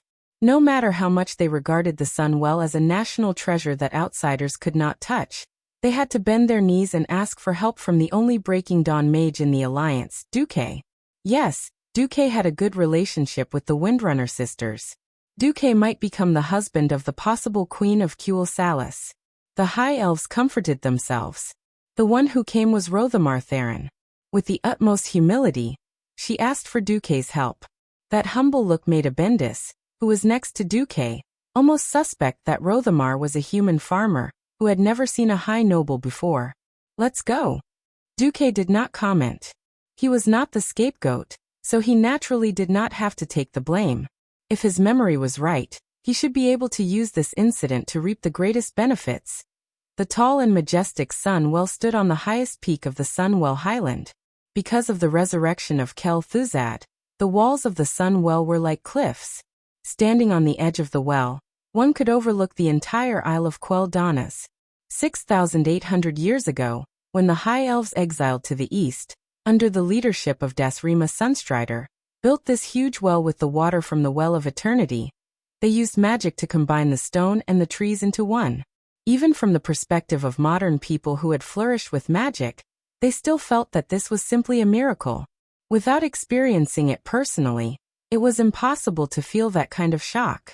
Even Duque, a transmigrator who had seen the capital's Big Underpants, the Bird's Nest, the Sydney Banana Leaf, and other magical modern buildings, could not help but be moved. The walls of the well were made of a single piece of rectangular volcanic rock weighing at least 1,000 tons. After being polished and cut, they were perfectly inlaid into one piece. Just this alone was enough to make any crane company on Earth before his transmigration feel ashamed and close down. Huge vine-type evergreen plants tightly wrapped around the walls of the well, and hundreds of huge ancient trees mysteriously intertwined. At the top of the Well of the Sun was a group of magnificent buildings reinforced by rocks. The spire of the High Elves' luxurious tower could be seen everywhere. From the floor to the walls to the ceiling, beautiful and complicated patterns filled Duque's vision. It was not hard to imagine how many elves were touched when the palaces were first built on top of the Well of the Sun. Unfortunately, such a Sunwell Highland was now daunting. The Calamity Army had destroyed everything. There was clearly a warm sun in the sky, but the dilapidated and terrifying scene was easily reminiscent of a stormy night. Even though the remaining High Elves had moved away all the corpses of the elves who had died in battle and the Undying, and even used more puppets to forcefully drag away the broken arcane puppets, the mysterious aura of decay shrouded the entire Well of the Sun. That blackish-green aura made everyone who was staring at it quickly avert their eyes. Every elf that came in and out wore at least a mask. The closer the elves were to the Well of the Sun, the more tightly they wrapped themselves, and even wore a mask filter made by the Marcus family on their faces. 7 layers of gauze and activated charcoal made Duque brand filter. You deserve it. If it were not for the sacred Well of the Sun, these long ears would probably not be willing to wear such ugly gas masks even if they died. Duque wanted to snicker, but he managed to hold it in. Under Lord Themar's lead, Duque finally passed through the palace that was full of dilapidated tiles, and came to the side of the Well of the Sun. It was a huge pool of bubbling black water. It looked a little like hogwash for pigs, and a little like ink mixed with vegetable juice and leftover soup. It emitted a disgusting smell and evil aura. Lord Themar wanted to hand a filter mask to Duque, but stopped halfway and smiled bitterly. How embarrassing. The gas mask was invented by Duque. Duque would not know whether to use it or not. Moreover, even though there was a pungent wind around them, the blackish-green aura in the air was clearly discernible to the naked eye. When it blew in front of Duque, It was dispelled by the faint golden light emitted from Duque's body. This was a perfect example of being immune to all poisons. Please follow me. Lord Themar bent even lower without realizing it. Following Lord Themar and the new team of Well of the Sun Guardians, Duque did not walk towards the path that led to a certain boss in his memory, but to the other side. A road made of stone dams led straight to the center of the Well of the Sun. He did not need to look around to feel that there was no longer a trace of peace in the well. There was still a hint of green at the edge of the well, but it was pure black here. Unlike usual, the lake water was even more turbulent than at the edge of the well. Near the center of the well, there were huge waves that even a battleship might not be able to withstand. The roaring black waves slammed hard against the small island in the center of the well, which was wrapped in volcanic rock that was full of magic runes. No, it was no longer just well water. Near the center of the well, there was lightning. The surging waves flashed gold, crimson, and finally all faded to black. Thunder rumbled as if 1,000 dragons were galloping from the side of the well. On the center of the well island, Duque finally saw Sylvanas, as well as Lilith, Hadgeron, Gina Jinjian, Riataline, and the other remaining high-level elves.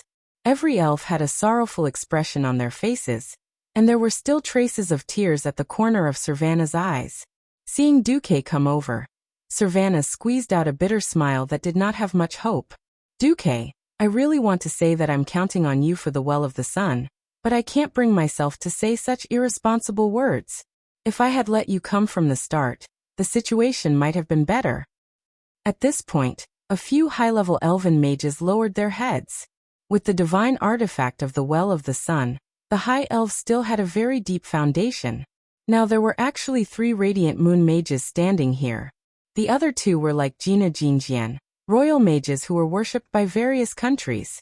One was from Lordaeron, and the other was previously a magic consultant in Torrential Fortress.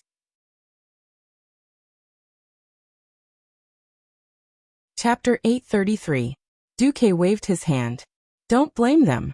They're just trying to save the Sunwell. What if I told you that my judgment from the moment the Sunwell was polluted was that it had to be blown up? Would you accept it? The faces of all the high elves turned as pale as paper. Right. It was a cruel but correct judgment. Even though they knew that what Duque said was very likely correct, the glory and inheritance of their nation still made them subconsciously ignore this incomparably correct decision. Until the situation got out of hand. Sylvanas asked Lord Themar to hand over a report written in Elvish. She knew that Duque could understand it. She nodded as Duque flipped through it. Gina Goldsword explained in a heavy voice, the Sunwell isn't just the well itself. The veins of the Sunwell cover most of the kingdom. They go straight through Silvermoon and split into 3 branches that cover the entire Long Song Forest. So, if the pollution isn't cleaned up, the most direct result is that the plague will continue to spread throughout the kingdom. We estimate that in another month, the entire kingdom will be barren. Duque glanced at the water in the well. The system elf's high-speed calculations caused countless numbers of data to pour down from the top of his left retina, like a stream of light. Duque shook his head. You didn't calculate the spread of the pollution. When the core is completely polluted, the spread of the pollution will be more than 1,000 times faster than it is now. You only have 3 days left. 69 hours to be exact. Hiss. All the elves gasped. If it weren't for the holy light shield that Riataline and the other clerics had put up, all the elves would probably have inhaled a few breaths of the poisonous gas. Then there was a burst of sobbing. Sylvanas pursed his lips. What's the worst and best outcome? The worst outcome is that my control fails, and the entire Isle of Quel'Danas and the branches of the magic power will explode into the sky. The pollution will spread, and everything within 1,000 miles will become a dead land. Unless a large number of druids and clerics work together, ordinary people won't be able to live here for the next 300 years. As soon as Duque finished, everyone was silent. Sylvanas didn't know when, but his fingernails had already sunk deep into his palm. He suddenly raised his head. What's the best? Duque raised his first finger. If my control is successful, I will drive the pollution to a certain place and detonate it. This area will become a land of death, and it must be sealed for 1,000 years. No one is allowed to enter or leave. Otherwise, if it is leaked, all humans and animals within a radius of several hundred kilometers will die. Then the second finger. Sacrifice is not without cost. In that case, the Isle of Queldanas and the Long Song Forest were likely to be preserved intact. At the very least, Kuel Salis is not a land of death. Please give me some time alone with Duque. Sylvanas nodded to the other elves, then walked in front and led Duque into a side hall of the palace. The side hall wasn't big, only about 20 square meters. It had the typical luxurious decorations of the high elves. Just as the door closed, Duque was suddenly hugged by Sylvanas. Sorry, I didn't want to put all the pressure on your shoulders. But I can't think of any other choice. He used to think that Sylvanas was a fighter who fought against fate and never gave up. In history, when the natural disaster invaded, she swore to fight against Arthas until she was defeated and died. Then, when she saw a chance to fight back, she immediately led all her suffering compatriots to fight back against Arthas, even if they became undead. After realizing that she was already a dead person and could not return to the embrace of her compatriots, she led all the Forgotten Ones to establish her own force in this world. But when Duque looked at the trembling shoulders, felt the intense heartbeat coming from his chest, and sensed the wet tears coming from his shoulders, Duque fell silent. That's right. The remaining High Elves longed for a wise leader. They also longed for a relatively intact home. On his way here, the word Duque heard the most was No Merigan. Yes, one mistake, and Kuel Salis would become another No Merigan, a place of death that they could never return to. Gently hugging Sylvanas tightly, Duque comforted her. Don't worry, I have at least 80% confidence to protect 1/3 of the sun well. In fact, the system elf's judgment was even higher. Duque didn't dare to be too sure. Really? There was surprise and infinite hope in her misty eyes. She quickly wiped the tears from the corners of her eyes, and said, if even 1/10 of the Sunwell can be protected, then the new Sindorii kingdom will be stable. Internal affairs are not my forte. I will bring the most elite warriors and follow you to take revenge on the Calamity Army. Even if you have to go to the end of hell, I will accompany you. Duque suddenly laughed. You don't have to go to the end of hell. When Aurelia and Sasha come back, you 3 sisters will be willing to have a pillow fight with me on the bed. They were talking about serious matters and swearing, but Duque was so good at it. In the blink of an eye, the solemn atmosphere was ruined. Sylvanas was just about to yell at Duque, but she suddenly realized that she was not nervous anymore. She burst out laughing. Although your joke is very shameful, thank you. I really feel much better now. Wait, did you misunderstand? I really want all 3 sisters to come at me together. Hey, Queen Sylvanas, did you misunderstand something? What about my benefits? Aren't you afraid that I will go on strike without benefits? Looking at Duque's disappointed look, Queen Sylvanas pinched his waist hard. Brat, let's get this done first. After saying that, she waved her hand, opened the door and left. There was only one word left on Duque's face. The emergency evacuation order was issued. All the elves were mobilized to evacuate every survivor out of the range of the magical ley line, to the seaside, or outside the Long Song Forest. The next night, it was a stormy night. No one knew what kind of dawn the next day would bring. Would it be the destruction of darkness, or the rebirth of the elves?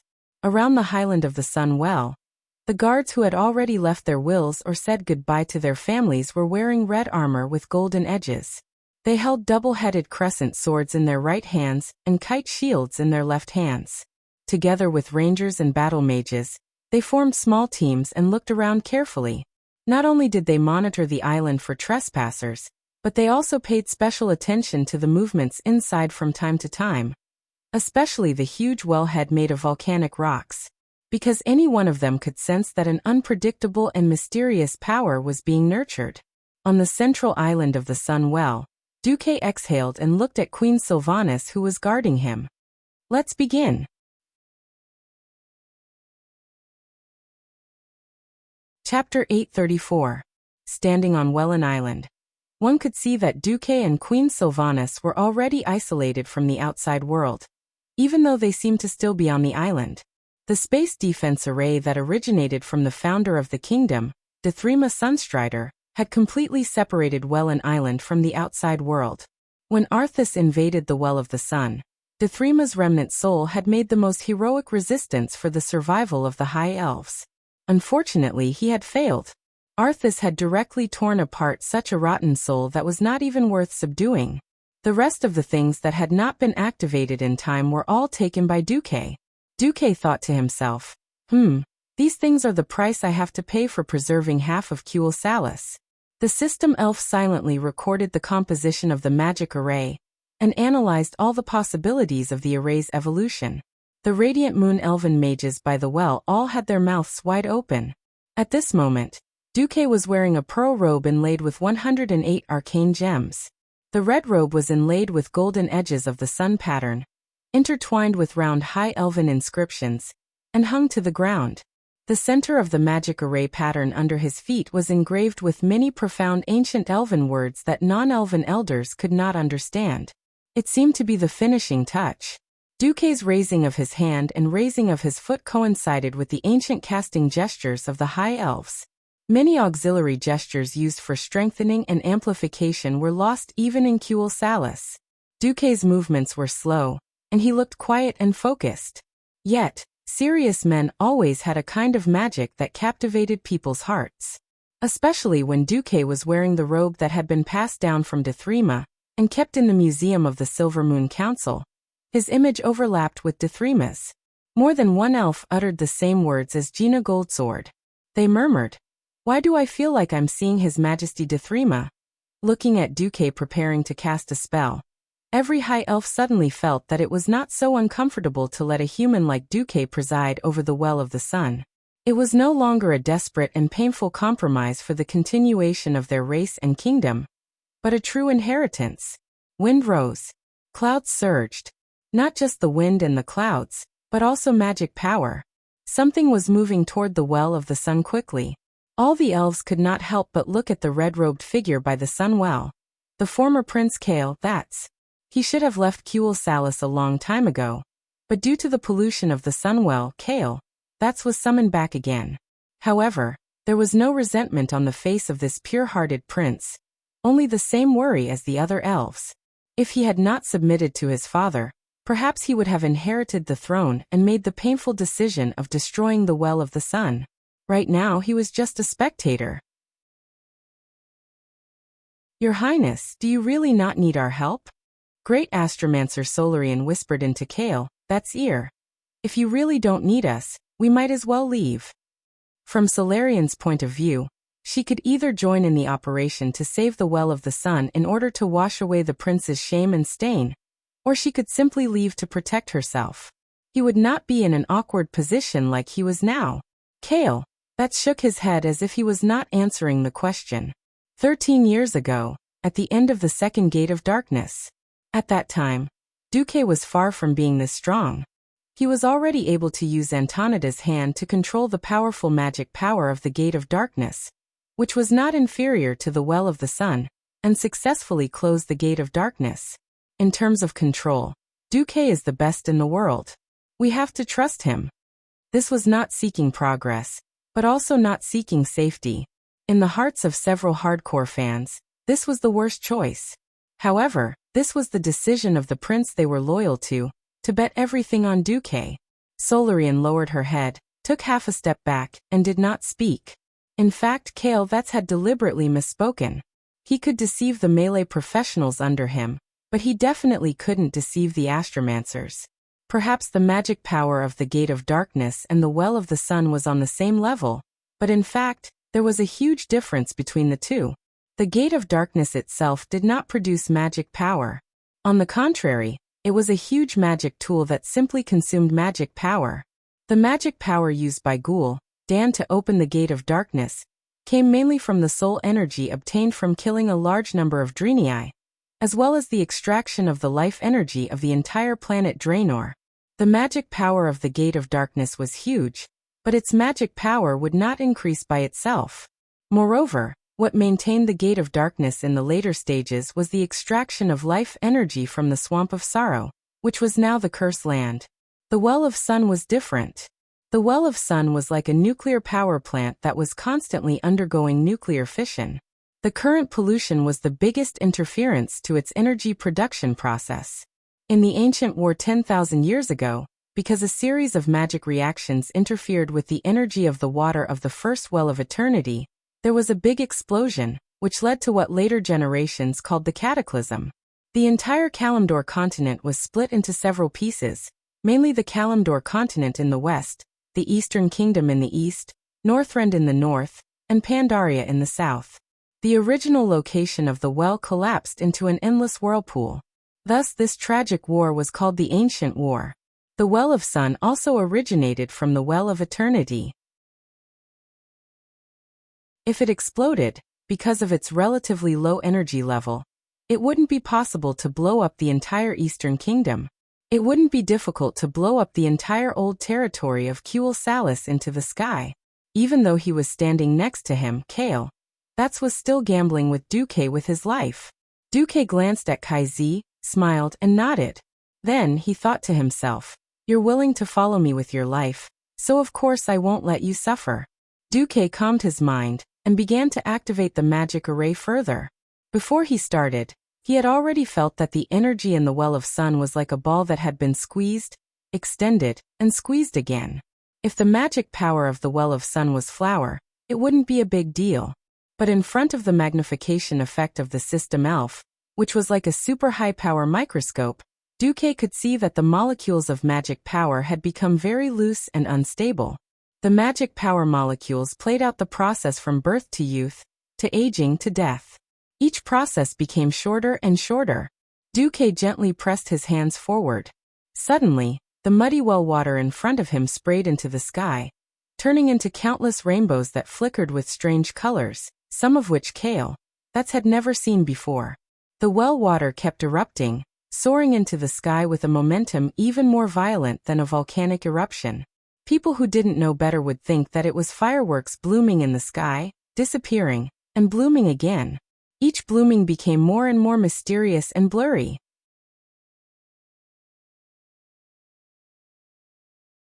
Chapter 835.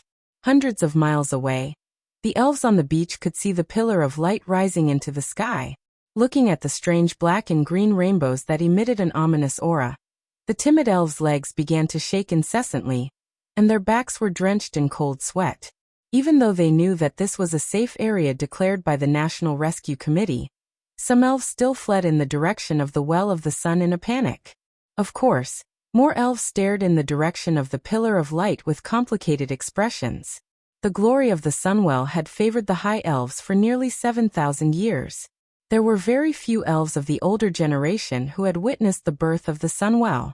Most of them did not burn out their lifespans, but were lost in the nearly 4,000-year war with the trolls. The rest were basically the elders of various small families. Those who could survive the invasion of the Calamity Army were rare existences. Almost all the new generation of elves grew up under the glory of the Sunwell. Under the protection of the giant magic circle, they enjoyed more than 2,800 years of comfort. It was not until the two battles of the Dark Portal that their fantasy of hiding in a safe protective shell for the rest of their lives was completely shattered. The expressions on their faces were extremely complicated. If it were not for the appearance of Sylvanas, perhaps they would not even know where their future was. The dark green water vapor rolling in the sky seemed to be the grin of the Lich King Nazul. More than one elf saw a huge skull laughing silently in a trance. And in the midst of the skeleton's laughter, a second feeling of horror came. Seeing the pillar of light was a visual one. Feeling the tremor was a tactile one. The more direct feeling of the body gave the elves a more terrifying shock. Boom.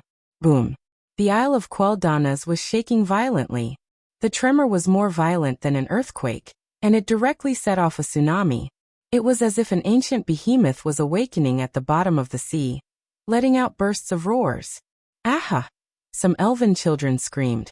Don't be afraid. Lady Sylvanas, who is about to become the queen, will protect us. The mother comforted her child. However, it was useless. Don't be afraid. The Duque who used the war flag to repel the evil orcs will protect us. Miraculously, despite their sniffles, the children actually stopped crying. Whether they were willing or not, In the hearts of the elves, Duque, who had saved Kuel Salas twice, had already become sacred. The huge waves caused by the tsunami rushed towards the seaside in an overwhelming manner. If it weren't for what happened next, it would have been a terrible disaster. Out of nowhere, a gigantic wall of air that was 1,000 meters tall suddenly appeared on the beach, separating the entire beach from the sea. The shockingly huge waves that were more than 10 meters high hit the surface of the air wall. Golden magic runes appeared and disappeared into thin air after the waves subsided. Along with the crashing of the huge waves, it repeatedly appeared and disappeared, appeared and disappeared. After listening to the explanation from the middle-level elven commander, the civilians finally understood why they were evacuated here. This was the magic array that Durima had left behind back then. It was to protect the people at the last moment in case the mana of the Sunwell went berserk one day, and the elves had to evacuate. Although the magic array was driven by the mana of the Sunwell, it operated independently. It only needed to be recharged once a year to ensure that it could be activated at any time for the next year. Under the protection of the magic array, tens of thousands of elves silently watched the destruction of the Sunwell. That was the end of an era. Hot and turbid well water sprayed into the sky, and a blazing aura swept across the sky. Occasionally, birds would fly by, but they would be immediately devoured by the flames, leaving nothing behind. Splash, splash, splash. The water in the Sunwell, which was more than a kilometer in diameter, was boiling. At first glance, the water in the entire well was flowing counterclockwise, turning into a huge vortex. However, near the island in the well where Duque was, the water in the well surged clockwise under the urging of the magic array. To the surprise of Kale, Bats and the other elves, the water in the Sunwell was like two gears of different diameters with the wrong thread, colliding and rubbing against each other at the intersection of the two streams. This is... Kale Bat's eyes were filled with disbelief. With Duque as the center, the inner circle became brighter and brighter under the high-speed rotation, while the outer circle became more and more turbid and black. At first, everyone thought it was an illusion.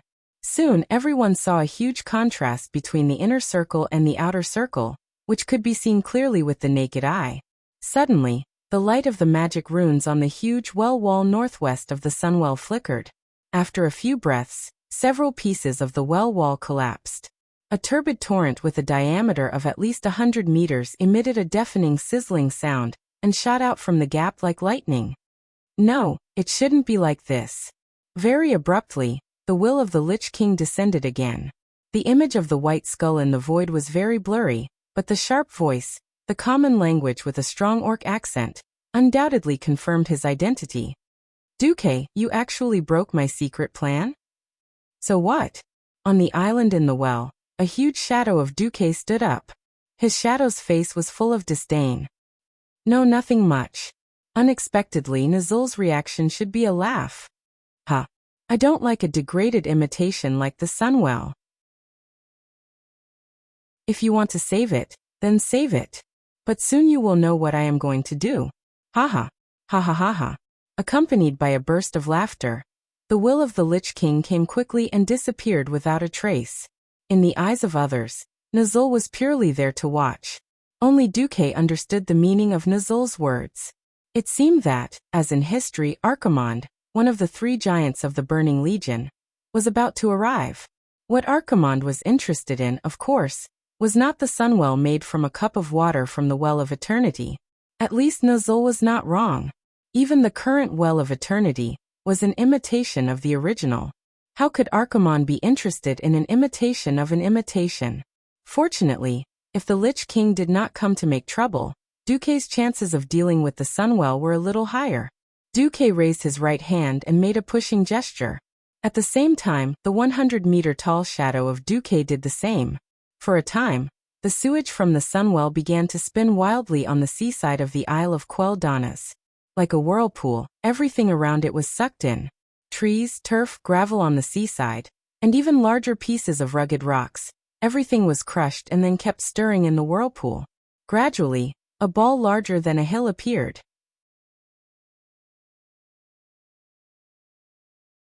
Chapter 836.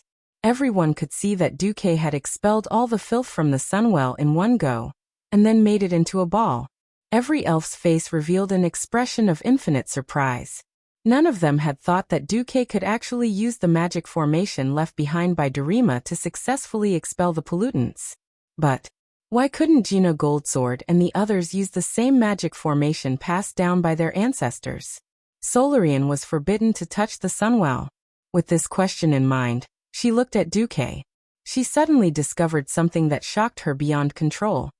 Duque was actually modifying Darima's ancient magic formation at the same time. Heavens! Even she, who specialized in the ancient language and was known as the new generation of elven scholars, did not dare to say that she could immediately translate the complicated ancient elven language. Not only did Duke understand it, he even modified it on the spot and made some minor adjustments. It had to be known that Duque was controlling the sunwell. It wasn't easy to control the normal sunwell, and with a large amount of pollutants present, the difficulty was more than 100 times higher. Solarian's slender figure trembled incessantly. This was a shock that came from the depths of her soul. Once upon a time, the biggest reason why she was loyal to Prince Kale. That was because she admired the prince's talent in magic. That talent of easily mastering any elven magic was definitely something that only appeared once in 1,000 years. Although Kale, that was stuck at the Breaking Dawn level, this perfection had never been broken until Duque appeared. Seeing Duque's proficient self-taught techniques, as well as his courage and ability to easily modify the predecessors, Solarian's worldview began to be completely overturned. If Kale, that was said to be a magic genius that only appeared once in 1,000 years, then Duque was one in 10,000 years. Without comparison, there would be no harm. They were both geniuses, but Kale, that's who had spent more than 1,000 years stuck at the Radiant Moon level, could not even compare to Antonidas, who was also known as a genius that only appeared once in 5,000 years, let alone Duque, who had broken through to the Breaking Dawn level before the age of 30. It definitely did not feel good to be surpassed by human geniuses again and again. Unknowingly, tears welled up in Solarian's eyes. In fact, she was not the only one who cried when she saw the collapse of the sunwell, but her tears were not ordinary tears. No one paid attention to this astromancer's performance. The shadow of Duque's palm seemed to be rubbing a mud ball as he continuously poured the black well water into the mud ball and stirred it. Finally, a super black ball with a diameter of more than 3 kilometers appeared in everyone's sight. From afar, if one ignored its huge size, it might look similar to the dark cuisine in Duque's anime. It was also a terrifying existence that emitted a black aura. Next, more soil flew out from the sea on the island and gathered on the dumpling. Go! Duke stretched out his left index finger, and dozens of glittering magic runes flew out from his finger. They became bigger and bigger, until each rune was as big as a carriage, and they covered the ball in an instant. A few seconds later, after the diameter of the round ball rose to 5 kilometers, it finally stopped growing, and then suddenly began to roll into the sea. Surprise was written all over Servanaz's face. Duque rolled his eyes at her. Is there a need to ask? It's better for you to die than for me. If his estimation was correct, before the magic power was exhausted, the ball would melt in the ocean currents and finally be absorbed by the huge whirlpool in the middle of the endless sea. If one had to say who would be tricked in the end, it would probably be some race living in the deep sea. For example, the Nagas. The deep-sea Nagas led by Vashj. Or the Naga queen of Ashara, who thought of herself as noble, or something like that. Anyway, what Duque was doing now was similar to the nuclear power plant explosion in a certain island country before he transmigrated, which caused all the countries in the Pacific to bleed. But there shouldn't be any races in the Alliance of Faith at the bottom of the sea, right? Anyway, the elves weren't oceanists. So cough cough. The immoral Duque pretended not to think about the development of the situation. Well, so what if all the guys outside the Alliance died? What does it have to do with me? That was the logic. Of course, in Queen Sylvani's eyes, Duque was doing all he could to protect her and the Long Song forest that she loved. He risked the huge risk of magic backlash to send the contaminants away. Queen Sylvani's red lips were like fish in the water, opening and closing. Tears welled up in her eyes, and her entire chest was filled with love. The elves looked at the water level of the sun well, which had dropped significantly, but had clearly become pure, with ecstatic expressions on their faces. Unexpectedly, Duque poured cold water on them. Attention! The explosion is coming. A loud roar scared all the elves nearby.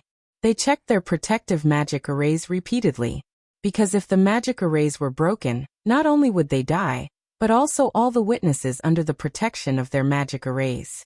Why would the purified sun well explode? There was a simple scientific principle involved here. Explosions usually consisted of two parts. One was that there had to be combustibles, and the other was that the narrow space was filled with dust or something. Duque was indeed discharging the contaminants, but the Scourge Army's contamination of the Sunwell was not as simple as solid particle contamination. If it was solid, like in a certain pure water advertisement, it would be solved with 18 layers of filtration. That was the contamination and impurity on the soul level. With the help of the system elves and magic arrays, Duque could indeed separate the uncontaminated well water from the heavily contaminated well water. But the part in between was not so easy to deal with. The simplest method was still to destroy all the well water in that part. But how?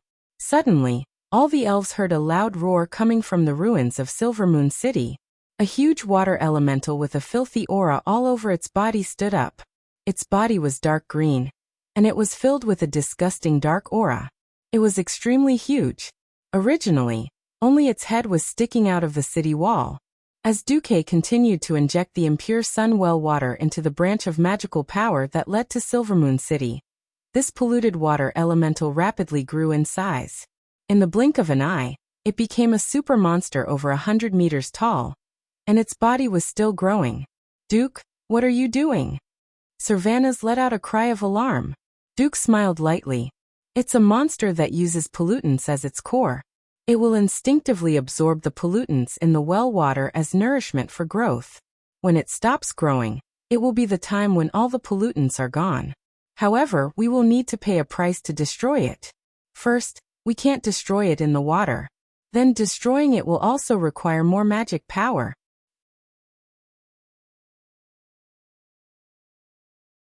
Chapter 837. This theory sounded like a paradox. How could an evil creature that had evolved from its essence be destroyed by another power that had changed its essence? In fact, magic power was the origin, just like the sea was the cradle of life. But after evolution, could the various creatures that it had turned into still be the same? The giant polluted water element used the part of the water that was related to the water in the well. Like a magnet, it sucked away all the impurities in the well water that it could absorb. However, its essence was already a water element that was independent of the sun well, not the well water of the sun well. In the beginning, it absorbed the pollutants in the well water like rivers flowing into the ocean. However, with its poor intelligence, it could not understand that the power it absorbed was only a small portion of the remaining water in the sun well. Furthermore, it did not have the ultimate control of this power. After a few dozen breaths, it discovered, sullenly, that the polluted elements it desired would not come by themselves. Creatures instinctively pursued survival, even if it was a water elemental creature. It began to transform its limbs and absorb the pollutants from deeper and closer to the source. Unexpectedly, in the next moment, there was another wave of extremely large amounts of pollutants. This amount was so huge that it had to retract its limbs, or it would immediately burst from the huge amount of pollutants. It greedily and hungrily digested the new wave of pollutants, not realizing at all that the supply of pollutants had stopped, and that an incomparably large amount of pure energy was quickly being transformed into fire elements. The well water of the sun well was essentially liquefied arcane energy. It was like a huge arcane circuit, and the foundation of all kinds of elemental magic power. It could indeed be transformed into various types of elemental magic power. However, the well water of the sun well was biased towards the fire element. If the efficiency of the well water turning into frost elements was 1, then the efficiency of turning into fire elements was 10. Otherwise, why would the Sunstrider's entire family play with fire instead of water and frost? This was also a local adaptation. The next moment, Duque activated a huge magic array that had been set up in the ruins of Silvermoon City yesterday. This was a medium-sized magic array that was based on the remnants of the original magic array. Of course, it was incomparable to the huge magic array that had been set up in the Longsong Forest, but it was enough to deal with this water element. 72 scorching golden magic chains appeared out of thin air, easily capturing the water elementals who were immersed in the pleasure of increasing their power. At this moment, the huge water elemental, which was more than 200 meters tall, was forced to compress its body in the net. It was extremely suffocating in the shrinking space. It had no choice but to bend its body, turning from a burly fatty into a huge water ball. Roar! A beast-like roar resounded throughout the ruins. The polluted water elemental opened its two huge dark green eyes and looked around, trying to find the enemy who trapped it. The dirty water elements in his body suddenly boiled like an erupting volcano. His terrifying strength was enough to stand at the peak of the mortal world. Coupled with the abundant magic power that had been strengthened, this shocking aura was enough to make any mortal below the heroic domain faint. Unfortunately, its power, its violence, and even its very existence were only a part of Duque's plan. Explode! Duque shouted. A huge beam of light that was not inferior to the one that he had used to detonate the sun-chasing royal court that day suddenly appeared under the feet of the water elemental. And in an instant, it was completely wrapped in it. Goa! After a strange cry with unknown meaning, it was followed by a dazzling light for a full 10 seconds, followed by an earth-shattering roar that made every elf's sensitive ears ring. In their field of vision, gravity seemed to have disappeared, and countless large and small stones were blasted into the sky by the huge impact. The small ones were only the size of a fist, the bigger ones were like carriages, and the bigger ones were the fragments of the rose-colored mage towers that had once stood in every corner of the entire city. The ruins of these mage towers that had collapsed into several sections were still relatively well preserved, because the towers had been hardened and engraved with a large number of magic-resistant runes. But now they had suffered a second explosion.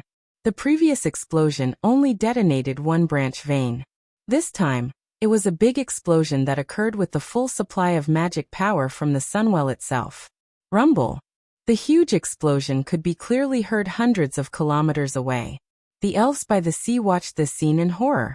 Even though they had long been informed that the ruins of Silvermoon City would be abandoned as the price to save the sunwell, they had never imagined that Silvermoon City, which they had regarded as a symbol of glory for thousands of years, would be blown into the sky. It would be so shocking and soul-stirring.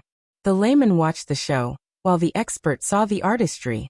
At this moment, countless high-level mages had already seen that the explosion was only for show. Along the walls of Silvermoon City, huge beams of light shot into the sky. They formed a three-dimensional magic formation that limited the direction of the explosion and the shock wave.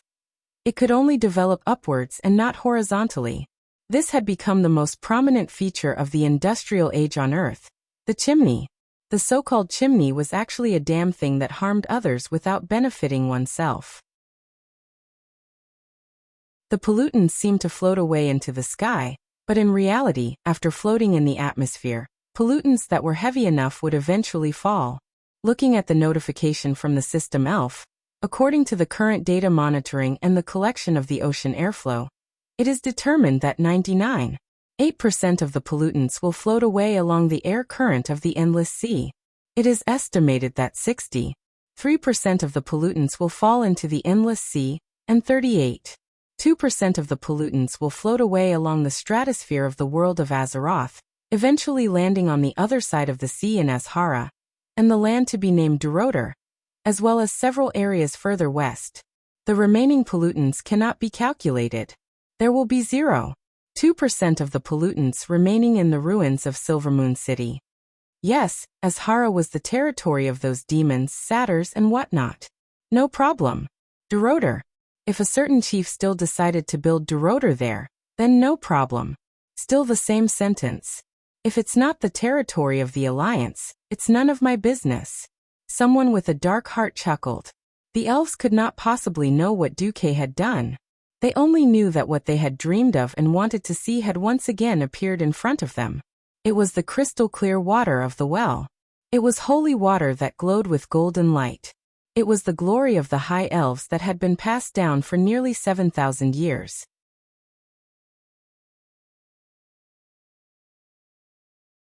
Chapter 838. Although it couldn't be compared to the lake-sized one, the small pool of pure sunwell water at the bottom of the well, even if it was just enough for a few people to bathe in, was undoubtedly telling them that Duque had succeeded. A human had selflessly saved the glory of the high elves. Duque. Sylvanas couldn't control himself at all. He picked up the slightly weak Duque and kissed him. Her slender and strong arms wrapped around his neck, and her other hand held his chin, kissing him like a chick pecking at grains. Well, if the one taking the initiative was a man, there would be no problem at all. Unfortunately, the one taking the initiative was Queen Sylvanas. Kisses fell like rain, and Duque was dumbfounded. To make matters worse, due to some unspeakable reason, his body was 90% paralyzed. Woo-woo. Woo-woo. Although it wasn't bad, Duque felt a sense of sorrow, as if he had lost his manhood. He almost burst into tears. Kale that smiled faintly. Hadgeron couldn't stop laughing. Lorthema held her forehead, speechless. Gina Goldsword suddenly thought of King Dalen. Riataline seemed to be in a dilemma, and Lillis's mouth was in an O shape, mumbling something like, brother-in-law, second brother-in-law, and third brother-in-law are all Duque? After a while, Sylvanas suddenly realized that he had been a little too enthusiastic. Ah! He screamed, and disappeared from the sight of the high elves in a few leaps. The pitiful Duque fell flat on his face, and it took him a while to come back to his senses. Unfortunately, his mind was still spinning, and in the end it was his maid Vanessa, who sometimes did naughty things, who rushed over and picked him up. Duque, are you all right? Vanessa asked. Lord Marcus, what's wrong? Lorthema asked nervously.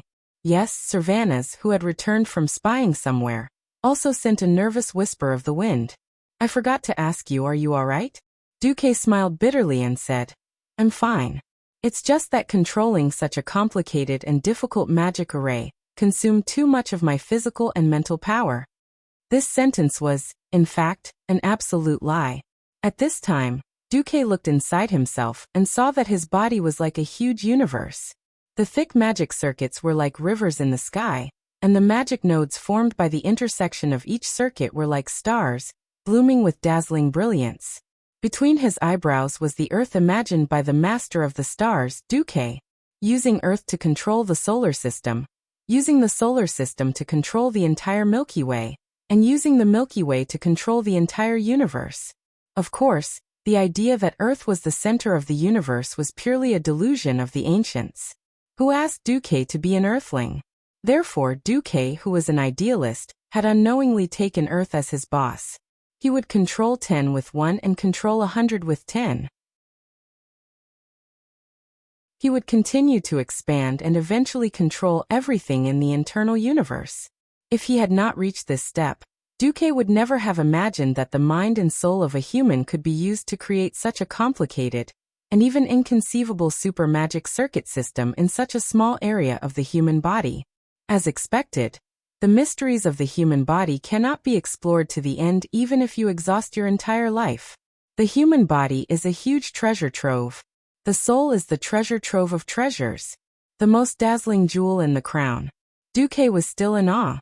On the other side, Duque could not help but snicker at the system elf's evaluation of him as a level 5 Breaking Dawn Great Wizard. Right. That's right. At this moment, Duque could truly be considered to have stepped through the threshold of a Breaking Dawn Wizard and rushed from a level 6 star to a level 5 star in one spurt of energy. It couldn't be helped. If it were an ordinary wizard, they might not be able to wait to advance after obtaining Antonida's pile of magic circuits. Duke couldn't do it. Back then, when he had opened the magic circuits of ice, fire, and arcane magic in one go, he knew that he would need at least 3 times more magic circuits than a mage of a single element in order to advance in rank. In fact, according to the system elf's calculations, to perfectly advance the 3 evolved magic circuits in the Dragon Slumber Temple, the total amount of mana needed was not 3 times, but 3 to the power of 3. How much was 3 times 3? And then 3 times 3? That was right. That's 27 times the insane amount. The magic circuits that Antonidas had provided had only reached the standard of 3 times, which was far from enough. Thus, even though Duque had the aura of an incomparably powerful Breaking Dawn wizard, he was still a radiant moon deep down. However, everything was different now. Blowing up the Sunwell had caused an astronomical amount of mana to evaporate and disperse into the air, due to the explosion. As the main controller, Duque had obtained the greatest benefit. 90% of the remaining batch of pure Sunwell water had been compressed and stored in Duque's body under the cover of the explosion. It was all used to build his magic circuits. In such a short period of time, Duque's magic circuits had expanded more than 100 times. But because Duque used all the mana to build the magic circuits in his body, it gave others the feeling that Duque had been hollowed out. A bunch of elves shed tears of gratitude for a super thief who had almost scooped up the entire Sunwell. Perhaps, this was Duque taking advantage of the situation and still pretending to be innocent? Even best actor Duque had to endure for a long time, before he could barely hold back his laughter. Of course, if it weren't for Duque expelling the pollutants, the Sunwell would have exploded. Duque panted heavily. The Sunwell is now purified. Unfortunately, the loss is too great, so it can't be used for the time being. But as long as it's well kept, it should be able to recover 1/10 of its original energy in 100 years. Thank you, Lord Marcus. Long live Lord Marcus. Praise you. You are the eternal brother of Sindorii. The elves cheered loudly. For the Blood Elves, who had thousands of years of lifespan, it was good enough as long as there was hope. What was a mere 100 years? All of the elves were applauding with all their might, and all of their beautiful faces were glowing and brimming with smiles. The weak Duque waved his hand and left the Sunwell with the help of Vanessa and Sylvanus, who had run out again. After leaving the Sunwell Highlands, Duque suddenly saw Abendis pacing back and forth anxiously at the gate of the Sunwell Highlands. Seeing Duque come out, Abendis was delighted at first, but then he froze. There was a worry on his face that couldn't be dispersed. Duque even saw the muscles on Abendis' face twitching slightly. What's wrong? Just say it. Although I can't fight for now, I'm still the commander of the Alliance. Abendis gritted his teeth. Stratholme is under siege.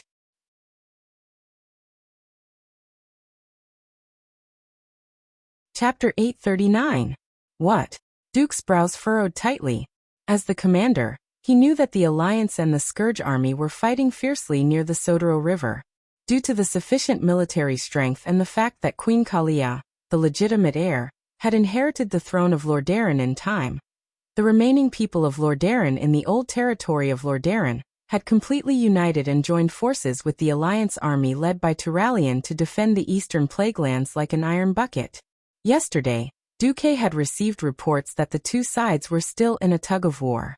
How did the defense line collapse and the holy city of Stratholme get surrounded? Doesn't Alfred have a trump card? Duque asked.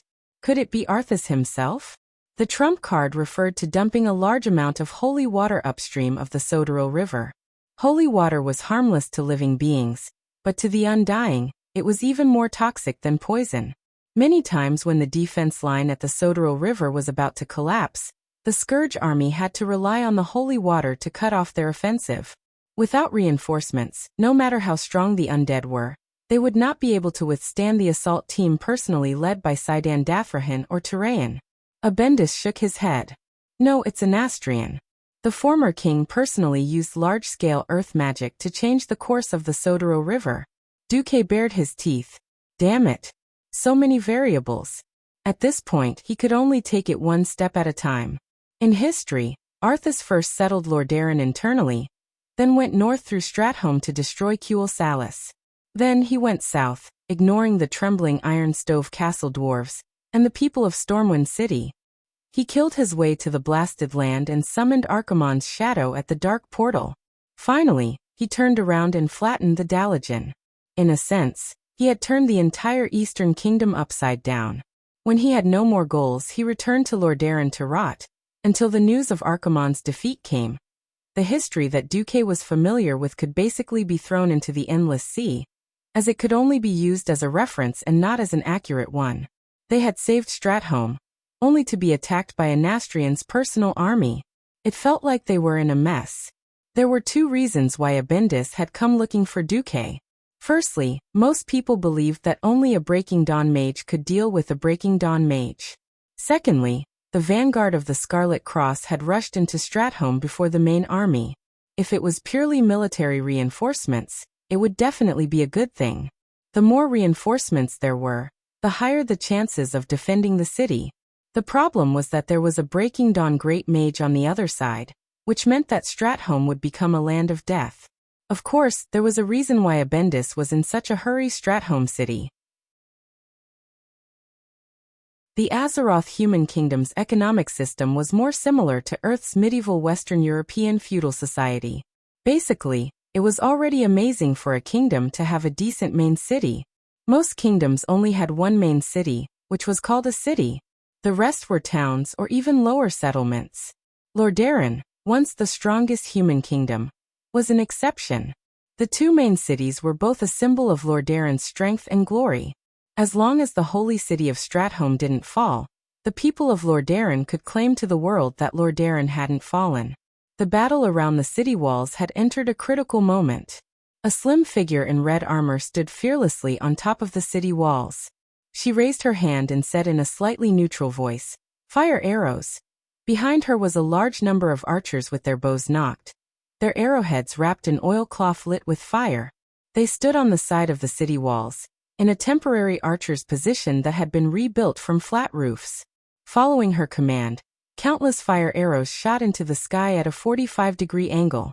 When the arrows began to fall under the influence of gravity, they fell like a meteor shower onto the empty ground hundreds of meters away.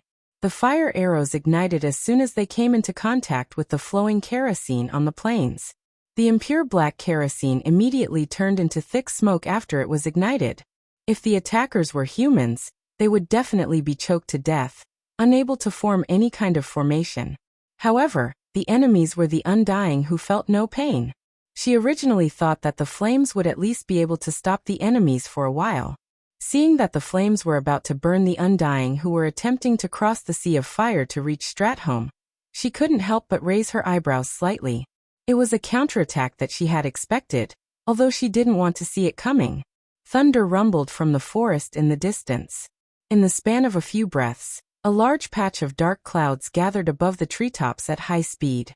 Then, accompanied by a gust of wind that defied the Stratholme monsoon, the sudden snowfall extinguished the fire that had just started. Once the fire was extinguished, the blizzard continued to extend forward until it reached the city walls. The city walls of Stratholme lit up with purplish-blue magic runes. The gorgeous brilliance blocked the cold wind, but it couldn't stop the accumulation of snow and ice. At a speed visible to the naked eye, a huge slope that was more than 300 meters wide appeared in front of the human soldiers. The slope extended from the flat ground all the way to the battlements of the city walls. The 30-meter-tall city walls of Stratholme suddenly became meaningless. Not only that, but countless hailstones formed in the air and rained down on the infantry positions at the top of the city walls. The soldiers of the Scarlet Cross had no choice but to raise their shields and bear the impact of the falling hailstones with their flesh and blood. Crack, crack. The continuous loud noises caused flesh and blood to fly everywhere. As long as the iron-coated wooden shields were destroyed, the thin helmets of the soldiers couldn't withstand the impact of the hailstones at all. In an instant, there was a cacophony of screams. If it had been an ordinary militia defending the city walls, their morale would have collapsed instantly, and they would have turned around and fled. Fortunately, the soldiers defending the city walls were the toughest, most fanatical, and most capable soldiers of the Scarlet Cross in the entire Rotterdam. Even though the neat formation was full of holes from the hailstones, the soldiers who could still move immediately struggled to get up when the hailstones slowed down. They formed a thin line of soldiers and tried to use their flesh and blood to resist the impact of the Undying who were rushing up the slope. Damn it! Can't you mages do something? The female colonel in blood-red armor yelled angrily. Her angry yet determined gaze and manly movements formed a sharp contrast with her sexy and charming figure. It was so strong and shocking that it left a deep impression on the soldiers. Unfortunately, her roar didn't get any response. Almost finally, a red-haired male mage with a scar on his nose stood up shakily. He smiled bitterly and said, "No matter what, I can't let my master, Duke Marcus, down."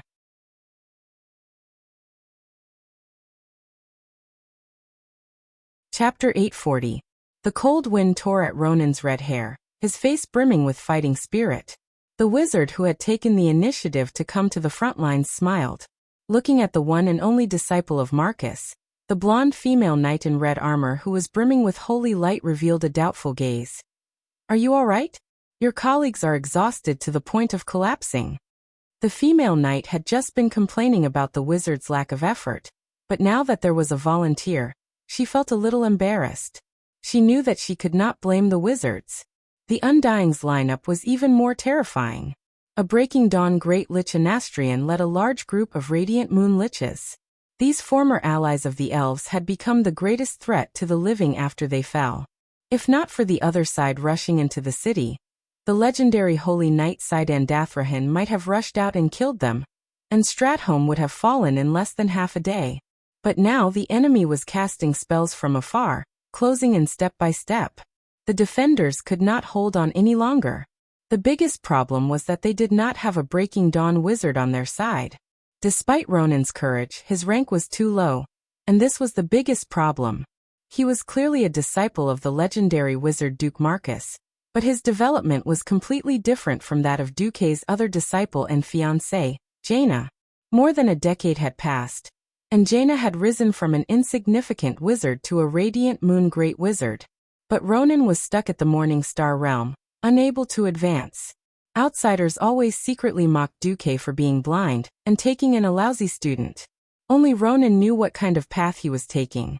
Master Duke's words echoed in his ears every night when he woke up from his dreams. "Ronan, don't doubt it. You and Jaina are both geniuses among geniuses. But the two of you have completely different paths to walk. Jaina's forte lies in change. Using limited magic to create the greatest change and damage is her path. And your path is the arcane magic. As the foundation of most elemental magic, the arcane magic has never been the most offensive, but its endurance is the best. If Jaina needed mana to become a Breaking Dawn Great Wizard, then the mana you needed would be the Endless Sea. It sounds unfair to you, but when you succeed, you'll realize that you're far more powerful than Jaina can imagine." No one else knew that ever since 13 years ago, Duke had sealed 90% of Luo Ning's magic circuits with Luo Ning's consent. He could clearly feel how exaggerated his arcane circuits were, and how shocking the magic power flowing in them was, but he could only use 1/10 of it. What kind of grievance was this? What kind of oppression was this? More than once, Luo Ning wanted to tear off the seal on the circuit. Duke did tell him the method to tear off the seal. At the same time, he had another order. "I won't let you die without opening the seal. What you need to do is just to accumulate your strength.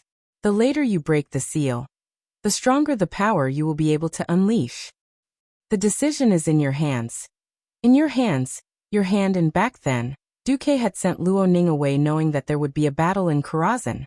That deep blessing still echoed in Luo Ning's ears. So many years had passed. Even when his master was not around, the Marcus family's support for Luo Ning had never decreased. They provided Luo Ning with everything he needed, in accordance to the standards of a peak Radiant Moon Wizard. In the East Valley city of the Elven Forest, there was even a tower specially built for Luo Ning. On the surface it was a Radiant Moon Tower, but in reality, it could be expanded into a Breaking Dawn Tower at any time. All of this made Luo Ning feel that Duke was indebted to him. Luo Ning looked at the Radiant Moon Lich that was less than 100 meters away from the city walls, surrounded by Death Knights.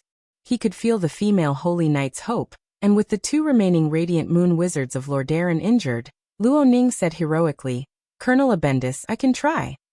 Yes, in front of Ronan was General Abendis's daughter, Bridget Abendis. She had entered the battlefield when she was only 14 years old. And in the past 3 years, she had made countless contributions in the small-scale battles against the orcs.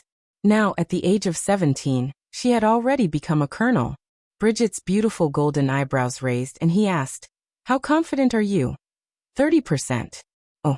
Without saying anything else, Bridget raised the white kite shield in his left hand and gripped the war hammer in his right. Luo Ning frowned. You're betting 30% with me? Daligen. You will never understand the weight of the word Stratholme in the hearts of the people of Lordaeron. Just like how we cannot understand your Daligen's obsession with magic. This probability is enough for me to bet my life 3 times. Not to mention that you are Uncle Marcus' disciple. 5 times is enough. Bridget laughed out loud. Is that the dusk of desperation? Is that the darkness of the banners? Under the leadership of a female knight, who could be considered a young lady, less than 100 Scarlet Cross soldiers and a red-haired mage launched a desperate counterattack against the undying army of the Scourge army that was surging towards them. Leave the Death Knights to me. Without the slightest hesitation, Bridget used his golden light to block the dark attacks aimed at Luo Ning. Luo Ning charged forward quickly, not even using flash or any speed-boosting spells. In his eyes, there was only the sneering lich who looked like a high elf from afar. As a lich who had voluntarily turned into a human, the former Silver Moon counselor had a face that was more resistant to decay than ordinary undead. The power of darkness acted as his cells and continued to activate his muscles. Apart from his pale face and the ferocious skull staff in his hand, he was no different from a high elf mage. Looking at Luo Ning, who bravely charged forward, he felt an extraordinary jealousy. It was jealousy towards the living. It was also a way to vent his dissatisfaction towards his own situation. If he could turn Quell, the loss, into a nation of the dead after being coerced into becoming an undead, and continue to rule over his compatriots, perhaps Shank would feel much better. Unfortunately, everything had taken a turn for the worse with Duke's appearance. They followed the king and betrayed their people, but only received the title of traitor. The one that Arthas trusted the most was Kel Thuzad, who was resurrected by the Sunwell, and not an Astrian, the king of Luo Ning. This made Luo Ning's position even more awkward. Luo Ning, who could command tens of thousands of elves, could only command tens of thousands of stupid human farmers who had turned into undead. This made Luo Ning very unhappy.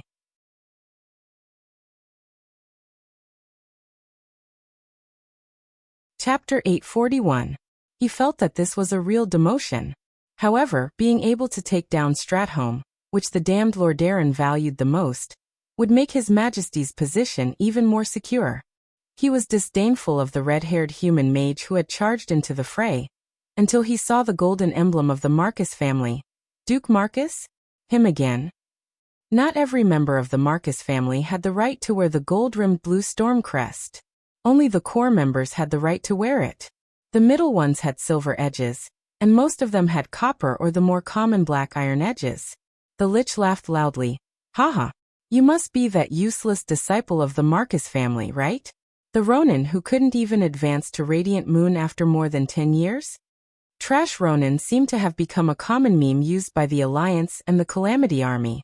13 years ago, Ronin had killed his comrades in the Daligen, and was forcefully taken in as a disciple by Duque. Many young mages were envious of him, and regarded him as someone who overestimated his abilities and got lucky. Ronin's face twitched. Immediately after, he saw a rain of shadow arrows. Black bullets of light tore through the snow-white sky, and with a shrill cry of the soul, they announced their arrival to the world. Before the black rain of light could pour down, the Scarlet Cross warriors at the front had already fallen to the ground, clutching their heads in pain from the terrifying sound of their souls. In an instant, there were only 2 people left in the charge. One was Bridget, who raised his shield and charged into the encirclement of 5 Death Knights with an unstoppable momentum. The other was a red-haired mage who maintained his spellcasting posture, while running at high speed. Countless people panted heavily on the battlements as they stared at this strange duo. A slender yet incomparably violent female holy knight, and a burly yet agile middle-aged mage. Perhaps they had lost their ability to fight due to the hail, or perhaps they did not have the courage to stand up due to fear. Even if they were waiting for the judgment of death, it did not stop them from looking at the final ray of hope that would charge out of this section of the wall. Would it be a deeper despair? Or would it be redemption filled with hope? No one knew what they were feeling at this moment. All they knew was that their gazes had been captured. I am Ronin, a descendant of the Daligen mage. inheritor of Duke Marcus. A self-satisfied shout was heard, followed by a seemingly ordinary, arcane missile. Arcane missile. The most basic arcane offensive spell. 70% of Earth mages knew how to do it. However, it wasn't that there weren't many people who could play as well as Ronin.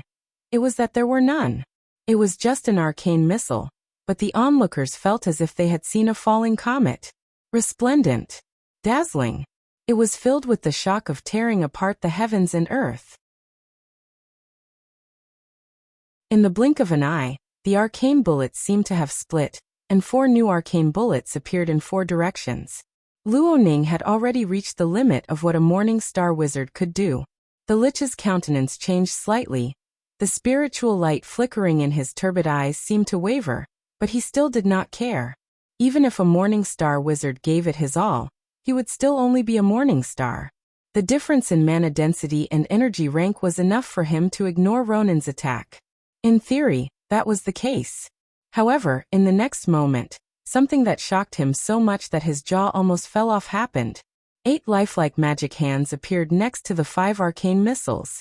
This time, 8 arcane missiles appeared. If his calculations weren't wrong, these 8 arcane missiles would hit him first even though he was the one who came later.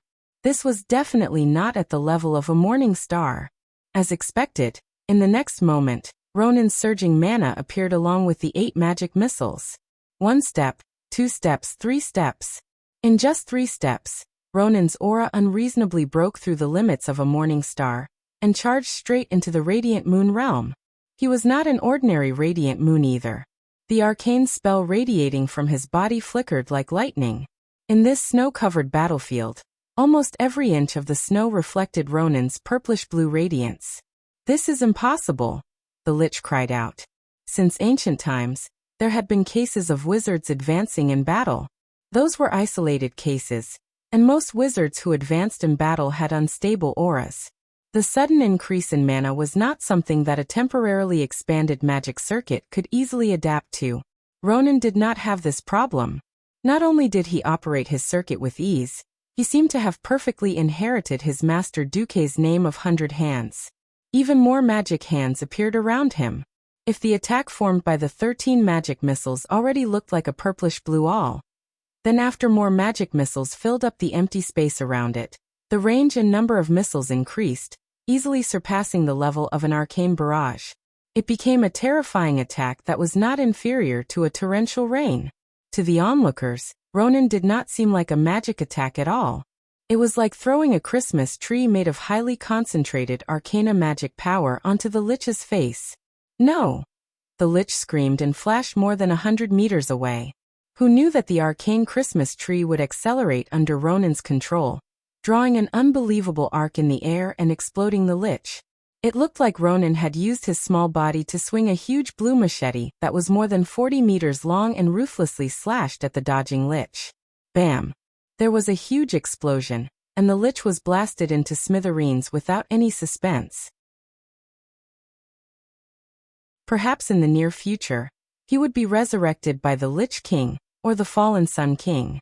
At least for now, he would not be able to cause any trouble to the defenders. Long live Ronin! No one knew who shouted first, but in an instant, deafening cheers sounded from the entire Stratholme West Wall.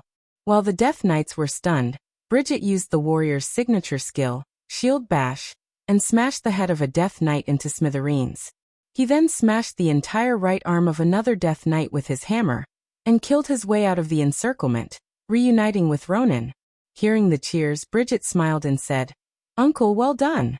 Just as Ronin was about to say something, something strange happened.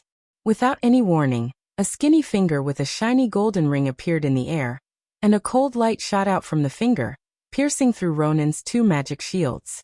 Under Bridget's astonished gaze, Ronin's shoulder was pierced through, blood spurting out 4 to 5 meters away. The huge impact sent Ronin flying.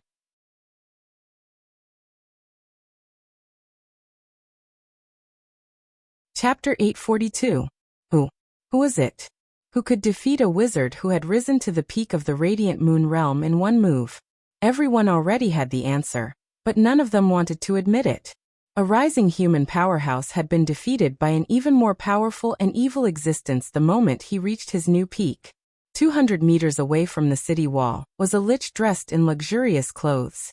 His red robe with golden edges was a stark contrast to the blizzard, announcing his identity, the fallen Sun King Anastrian Sunstrider. His words were filled with endless darkness, and his voice spread throughout the battlefield. Peak of the Radiant Moon Realm? What a good seedling. Or should I say that you're worthy of being Duke Marcus's disciple? Ha! That's precisely why I want to destroy you. Anastrian spread his arms wide, his fiery red robes like a huge bleeding heart that stimulated the visual nerves of every living person. Cough cough. Ronan clutched his shoulder, struggling to get up from the ground in pain. He wasn't a wizard who specialized in ice magic, and he didn't have the ice barrier that could block even more powerful spells. The weak survivability of an arcane wizard was completely exposed at this moment. He tried to organize a counterattack, but the intense pain from his shoulder and the chaotic feedback from his magical circuits made him realize that he was in a hopeless predicament. This was the first time he had unsealed himself and displayed his power in front of the world. A veteran Breaking Dawn was indeed an existence that surpassed the imagination of mortals. Anastrian ignored Ronan's reaction and continued. Duque. What a hateful name. He placed the shackles of the alliance around the necks of the high elves, turning the noble elves into slaves to fulfill his ambitions. Then he took away my only child, Kael'Vat's. Duque. His sins are so grave that even extracting his soul and burning it with soulfire for 10,000 years won't be enough to quell the hatred in my heart. Mana so vast that it almost froze the air in the surroundings, rippling in a radius of several hundred meters. That terrifying mana was enough to make any mage feel despair. Just sensing it would make breathing difficult, not to mention fighting it. Ronan struggled to get up, but he didn't retreat. Because retreating was meaningless. At this moment, a fiery red female figure stood in front of him. It was Bridget Abendis. You. I'm the one who pulled you into the charge. At the very least, if you fail, I should be the one to accompany you. The female knight's expression was cold as she spoke of the heavy topic. What a beautiful friendship, or perhaps love. Anastrian's face turned cold, before he let out an even more unfathomable and sinister smile. If the only daughter of General Abendis and Marcus' disciple were to be turned into immortals, I think it would be very interesting just thinking about their expressions. The man and woman standing on the battlefield fell silent. I'd be very interested in taking the skull of the famous Sun King and hanging it in holy water at the entrance of Stratholme as a specimen. A male voice came from afar, and almost at the same time, the sound of galloping horses could be heard. A man and a horse emitted a dazzling golden light as they charged towards the Sun King from the towering walls of Stratholme along the long slope made of ice and snow. Unlike the warhorses of the mortal world, this paladin warhorse that was blessed with holy light was no exaggeration to say that it was a holy horse. Its speed was so fast that it left behind golden afterimages wherever the horse ran. Each afterimage could remain in the air for at least 2 to 3 seconds. It looked as if there was a streak of light extending from the walls to where the Sun King was. The horse galloped and slashed sideways. The skillful strike that had been used countless times to kill countless beastmen was easily dodged. The only thing the hammer hit was the Sun King's afterimage.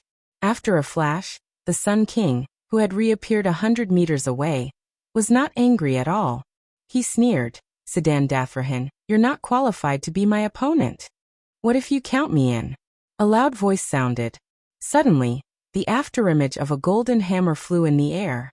The golden hammer almost hit the Sun King, but it was still dodged.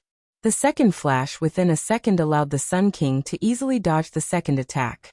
The Sun King glanced at Turalian, who had rushed out of the city gate, and had an indescribable look of contempt on his face. It's not enough even if I count you in. At this moment, a thunderous roar reverberated on the battlefield. Still, have me. A ray of golden light suddenly shone from the left side of the Calamity army.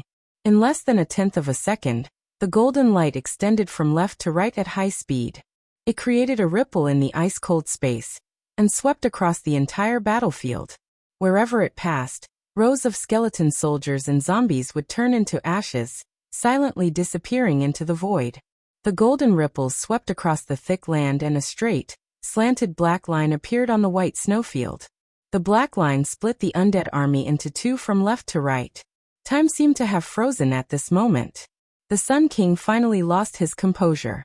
He had to forcefully activate the third flash within a second.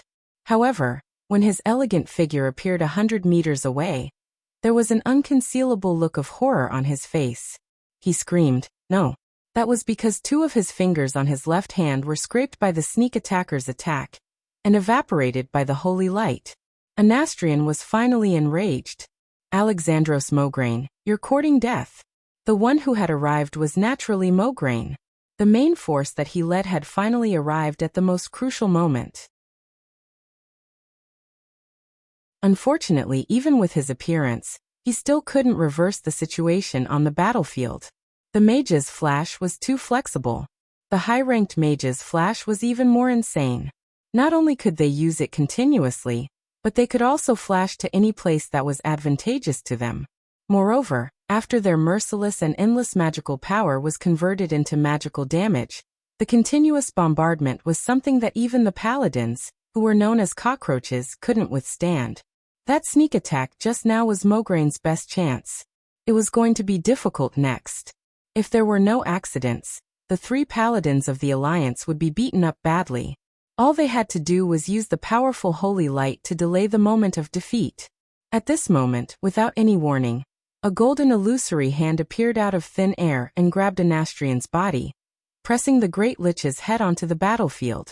White snowflakes flew everywhere, revealing the solid black ground below. Anastrian's dead face and the crown on top of his head were pressed against the ground and rubbed forcefully. A familiar voice sounded. "Yo, Sun King. You purposely came to bully my disciple. You're really something."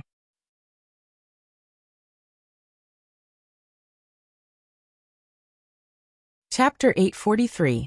Bridget, who was helping Ronan up, could not hide the surprise on her face. Dathrahan, Turalian, and Mograine also had expressions of surprise on their faces. Other than a certain weirdo, only Breaking Dawn Archmages could deal with Breaking Dawn Archmages.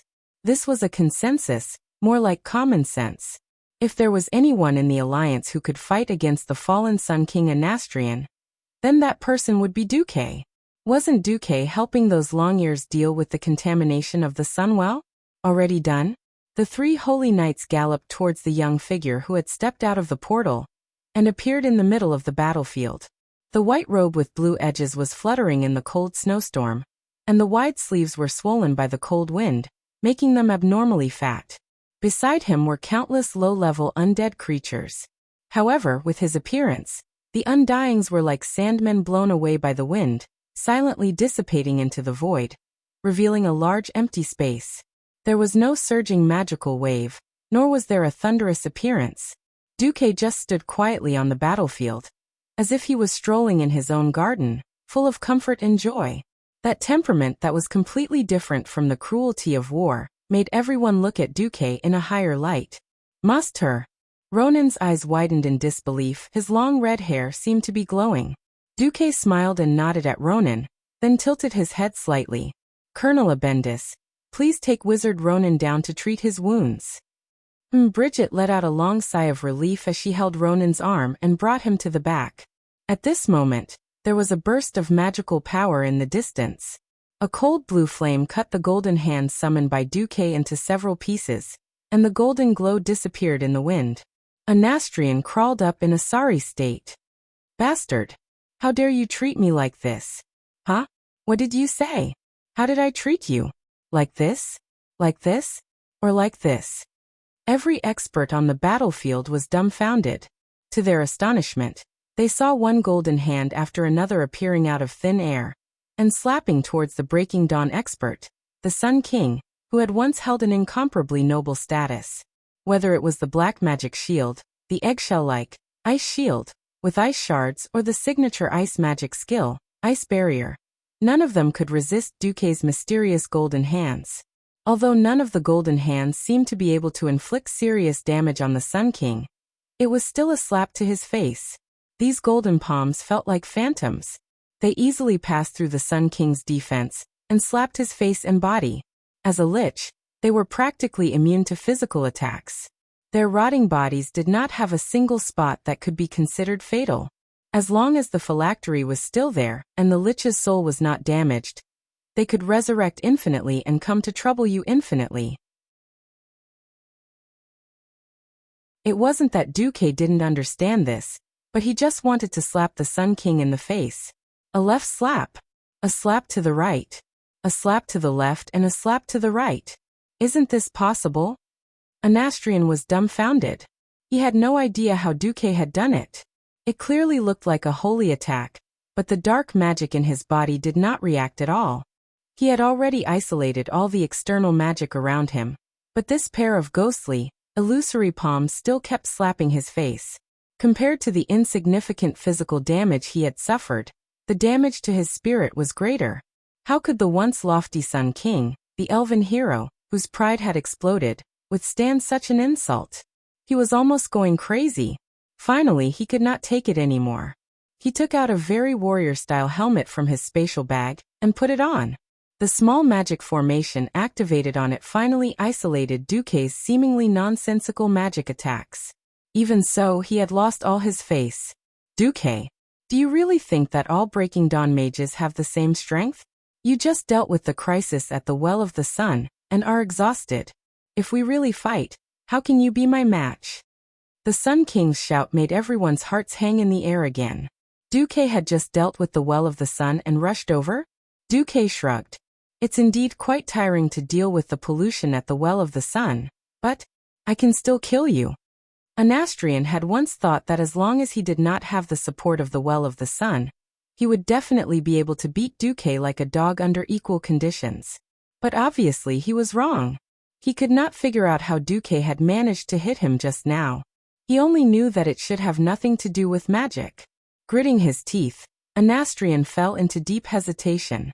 He didn't know if he could deal with Duke, especially with Mograine holding Ashbringer and glaring at him like a tiger watching its prey. If he lost to Duque, the worst that could happen was that his body would be completely destroyed. Losing his original body was not fatal for a great lich, but it would not be fun at all if he was hit by the terrifying Ashbringer. Just now, the soles of the 2 fingers on his hand had disappeared simply by being scratched by the sword light from Ashbringer. They had disappeared forever. This proved that Ashbringer, as mentioned in the Doomsday Army's report on the Isle of Quel'Danas, had the special effect of destroying evil souls. The Sun King stared at Duque. He really could not tell what was going on with Duque. Simply by sensing the elemental aura that was overflowing from Duque, he was definitely much more depressed than the last time he saw Duque. However, from his spiritual world vision, he could see that Duque's soul aura was more than twice as vigorous as last time. It was basically impossible for a mage of the same level to see through the operation of the other's magic circuit. They could only judge the general situation of the other party from the aura. The Sun King could not see anything, but he was sure that Duque's circuit was in a very ideal state at the moment. There was no circuit damage at all. In other words, Duque could normally produce a large amount of magic power in his body. Gritting his teeth, the Sun King made a decision. At this moment, he had no chance of winning against Duque and Mograine. After a cold snort, the Sun King's figure began to become blurry. At first, his silhouette could still be recognized, but later, it was as if his entire body was separated by a curtain of water. In just 2 seconds, the Sun King's figure completely disappeared into the air. Then, the dark clouds in the sky began to quickly dissipate. The sky cleared up.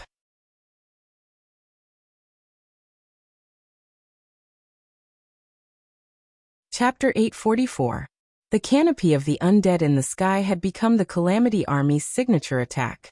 Almost as soon as the black sky receded, on the city wall, the distant army formation began to reverberate with cheers like a tsunami. The allies of the Rotterdam Kingdom were overjoyed. Ever since Arthas killed his father, a huge stone had been weighing on the hearts of the people of Lordaeron. Is Lordaeron going to be finished? Is the Menethil royal family going to end? Do we still have a future? Do we still have hope? In the end, Princess Kalia, who had been declared dead for more than a decade, magically appeared at the critical moment and stabilized the scattered hearts of the people. Then, with the addition of the Dark Portal's frontline army, they finally managed to defend the last psychological support of the people of Lordaeron, the holy city of Stratholme. This directly raised the morale of the people of Lordaeron to the peak. Long live the holy city, bless us. Long live His Excellency Duke Marcus. The soldiers, whether it was Moghraine's elite Scarlet Cross army, Cidan Dathrahan's Stratholme army, or Turalion's Dark Portal frontline army, were all cheering and raising their weapons high in the air. Clap, clap! Clap, clap! The sword and shield soldiers beat their shields with their broadswords rhythmically, making a loud sound like a drum. Surrounded by the three paladins, Duque could only rely on the help of Moghraine's personal guards to open the way to enter Stratholme through the crowded and fanatical crowd. It was natural for old friends to reunite after a long time. Unlike Mograine, this was the first time Cidan and Turayan had seen each other since Duque's return. Although Turayan was more of a listener and a doer, he asked almost as soon as he saw Duque, "How are Theon and Gavinrad?" "Not bad. At least those two can practice with each other. And then they can discuss the holy light with the Virgin Saintess." "The Virgin Saintess? Does she sound like a beauty?" Cidan whistled a little frivolously. Duque had a strange expression on his face.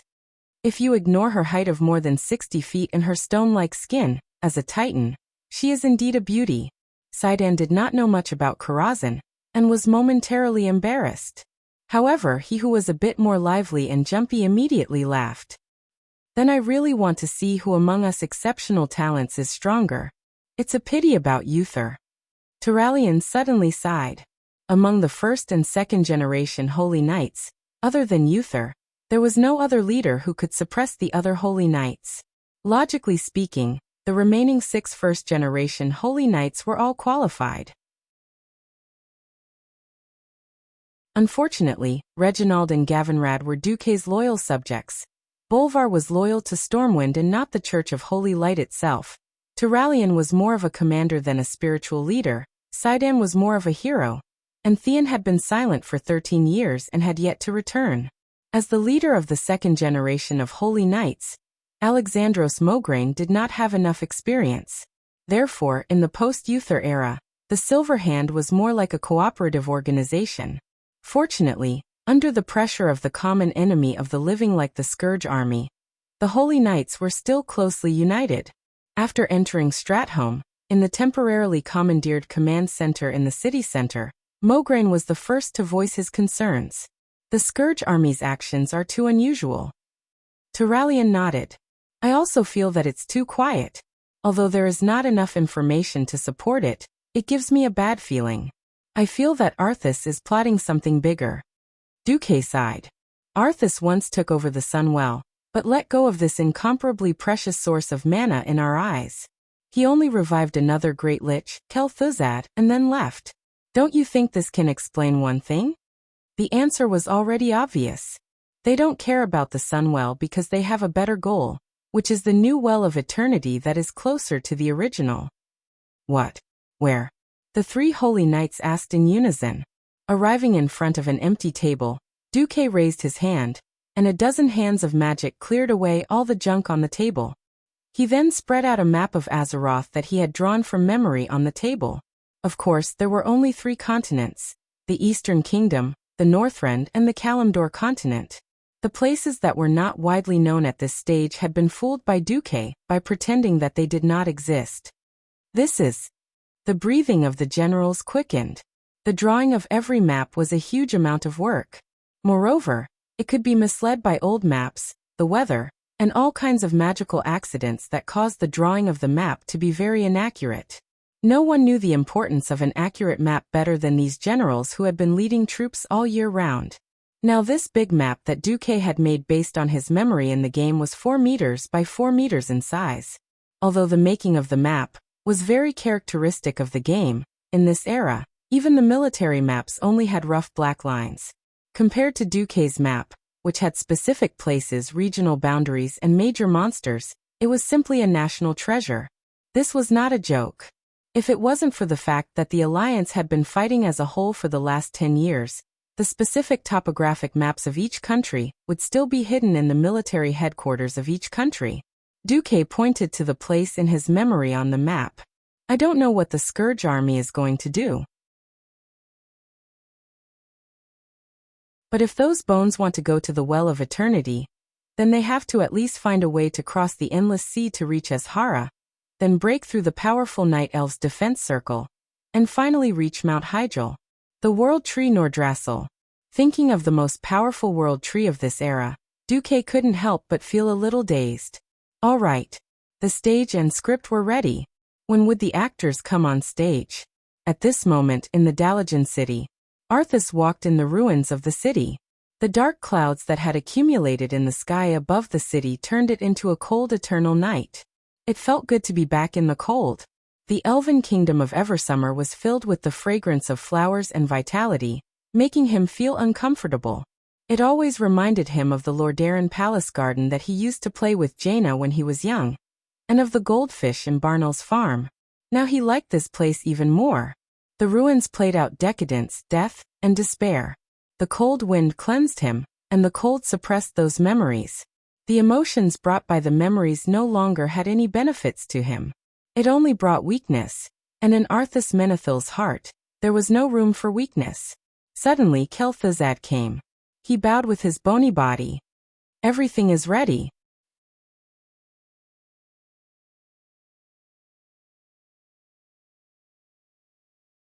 Chapter 845. On the deserted main road of the Dalajan city, Arthas was riding on his loyal mount as usual, his beloved horse, Invincible, which had now become an undead warhorse. In Kuel Salis, he had an unpleasant experience. That B***starred, Darima, was not content even in death. Instead of attacking him, he despicably attacked Invincible, using the high temperature of the Sunwell to cut off one of its legs. This made him spend a lot of effort to refine the leg bone of the other undead warhorse with the power of darkness, and then connect it to Invincible. When Invincible was still alive, it died from a fatal injury caused by a broken leg. This made Arthas very unwilling to think back to that terrible moment many years ago. It was a very bad feeling. However, in the battle with the previous Elven King, the icy rage that was aroused by this matter was very helpful in defeating his opponent and successfully resurrecting Kel'Thuzad. The arrival of Kel'Thuzad made Arthas even more interested. Looking at him floating in front of him, from the Sunwell to Lordaeron City, and then to the Dalajan, the Lich seemed very quiet along the way. If this could be used to describe the Lich, a few days ago, it was Kel'Thuzad who conveyed the order of the Lich King, asking the Scourge army to come to this ruins filled with Arthas memories. Although Arthas had some doubts about the order, he never raised any doubts. It was only yesterday that Kel'Thuzad told Arthas about the true goal of the Scourge army: to summon one of the two commanders of the Burning Legion, Archimonde the Defiler, directly to the world of Azeroth. After hearing this news after an increasingly boring campaign, the former Prince of Lordaeron was filled with curiosity and excitement. Because of the appearance of Duque, the Scourge army's sweeping momentum did not take shape. This was a sense of loss that even if they won, they would not be able to complete their mission. Suddenly, he thought that he could not completely suppress Duque now. If he had the legendary strongest warrior of the Burning Legion, Archimonde, behind him, would Duke Marcus still be able to stand proudly in front of him? Although they were both from Eredar, Archimonde and Kil'jaeden had completely different styles. Kil'jaeden preferred to use schemes. He did not hesitate to spend a large amount of time to achieve his and the Burning Legion's goals at the lowest cost. Archimonde, on the other hand, was the simplest form of violence. Even as a commander, what he loved the most was to personally go to the battlefield and inflict the most terrifying destruction on the enemy. He enjoyed the pleasure of destroying everything in front of him. This was also why the Demon King Sargeras, who was born as a Titan, and Kil'jaeden, who also had extraordinary combat power, rarely fought in the past 10,000 years. This made the other races more willing to believe that the Arch-Herons were the strongest in the Burning Legion. Thinking of this, the fallen prince smiled. "Take me there, Kel'Thuzad." "Yes." The Great Lich replied respectfully. Arthas was very satisfied with the Great Lich's attitude. Even though the Scourge army had at most 3 Breaking Dawn Great Liches, he still found Kel-Thuzad the most pleasing to the eye.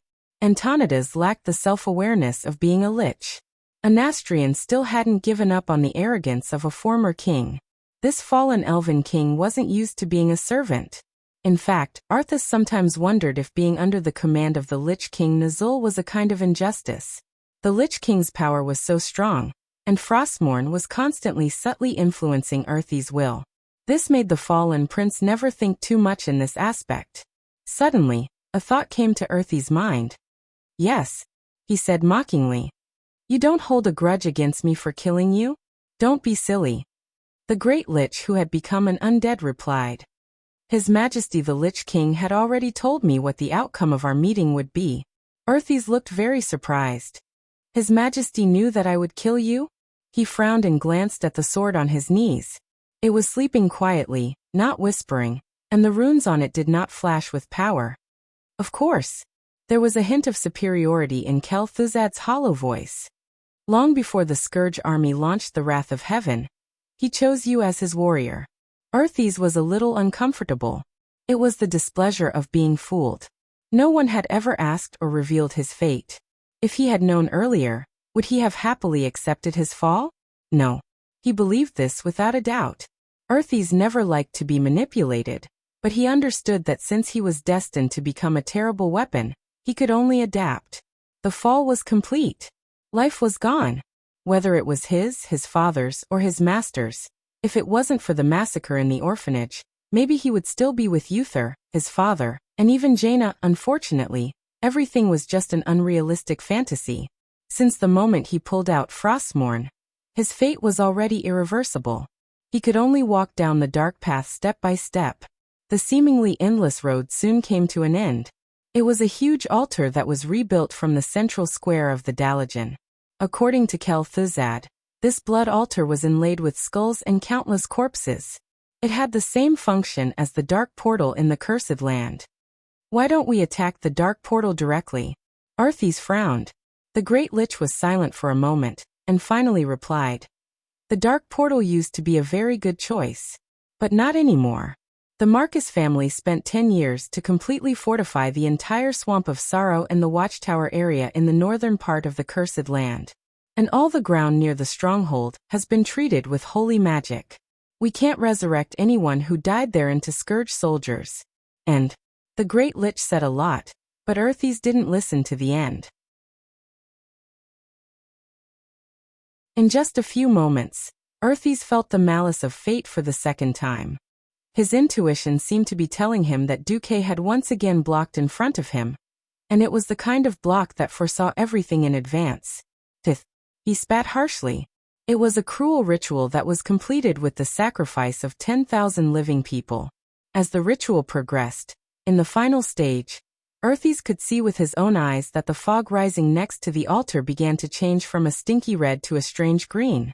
The green fog continued to spin. Then Earthys found that he could already see the shape of a giant. It was not an ordinary giant, but very, very big. Archimonde's size was beyond all his imagination.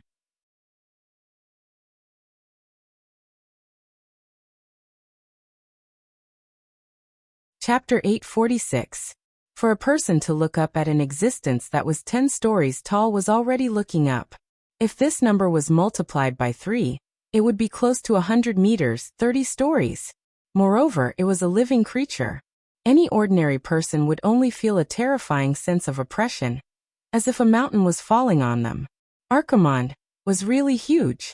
But in the next moment, this giant's body seemed to have been whipped by some mysterious force, and it began to shrink rapidly. What's going on?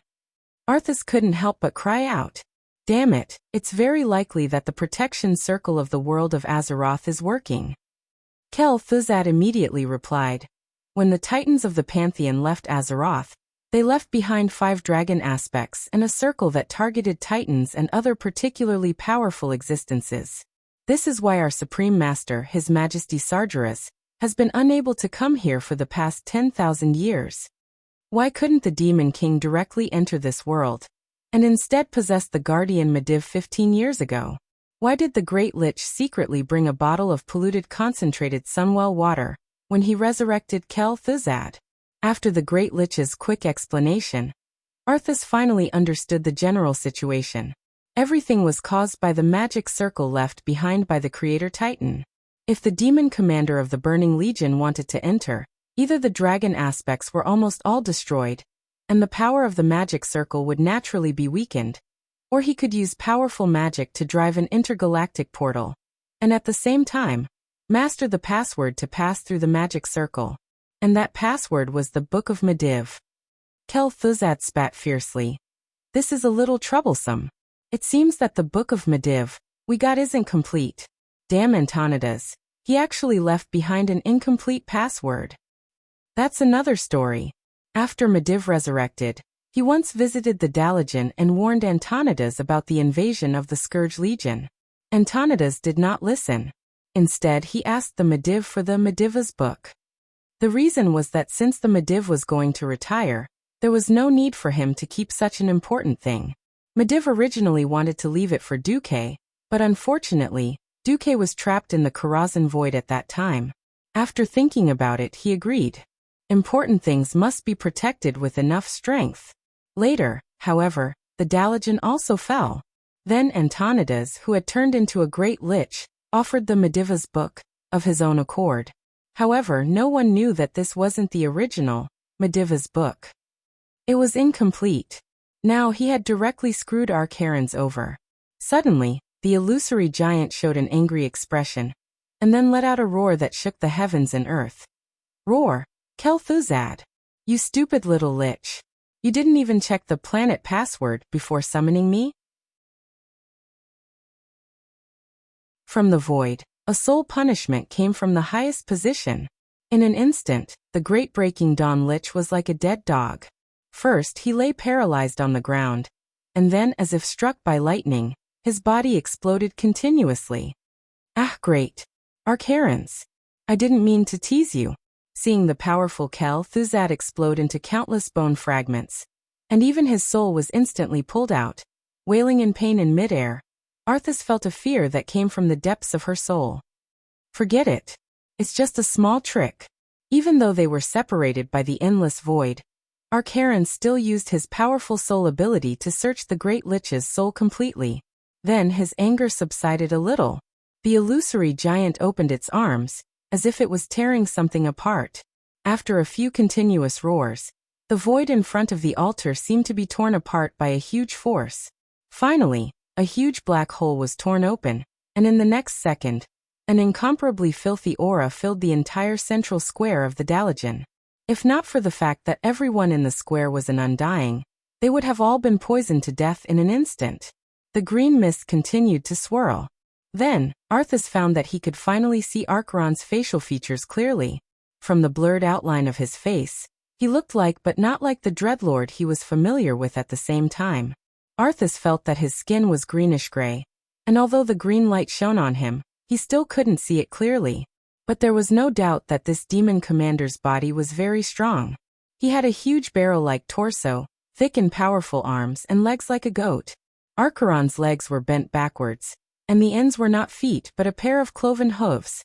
There was also a tail that was deliberately twitching, as if trying to show a calm and controlled demeanor. His arms, shoulders, and legs were covered in shiny golden armor, decorated with skulls and spikes.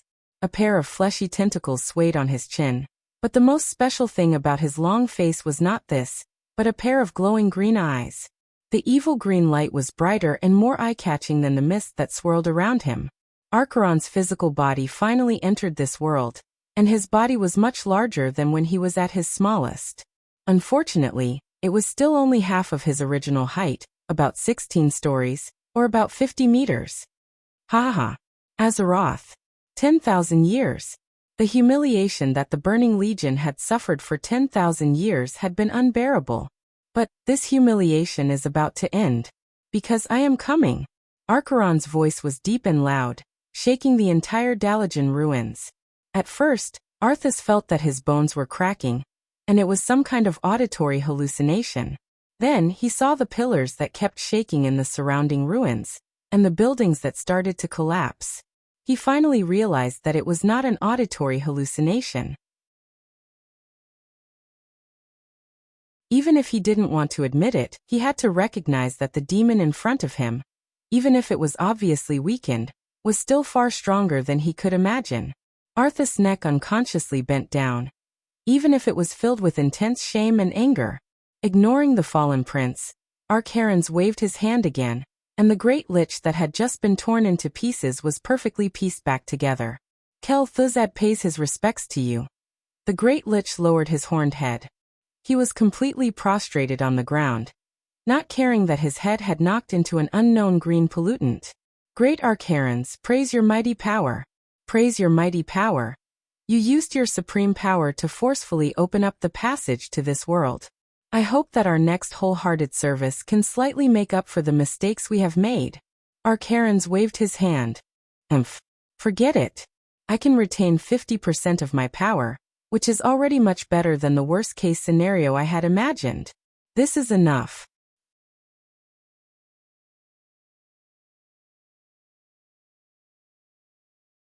Chapter 847. Archimonde's words made Arthas and Kel Thuzad secretly heave a sigh of relief. If it was kill Jaden, it would definitely be a very severe punishment. Archimonde glanced at the two little bugs in his eyes, and did not pay much attention to them. After all, even if they were pawns, they were still Kill Jaden's pawns. Since they were pawns he borrowed from Kill Jaden, it would not be good to break them. Archimonde spat out a mouthful of turbid air from his two huge nostrils and said nonchalantly, "It doesn't matter. Even if it's only half of my strength, it's enough. In this world, I am invincible." Ha ha ha ha. His wild laughter once again caused the entire Dalagen to shake. Many elite cave demons were suddenly sucked into the ground and squeezed to death in the cracks caused by the rupture of the ground. Archimonde was venting his joy and madness. In the midst of his laughter, the evil green light began to spread out endlessly. The earth trembled. Beside the kneeling Arthas, Invincible, anxiously turned around and raised its front hooves, as if trying to avoid touching the ground as much as possible. Arthas tilted his head slightly and looked at the city of mages from the corner of his eyes.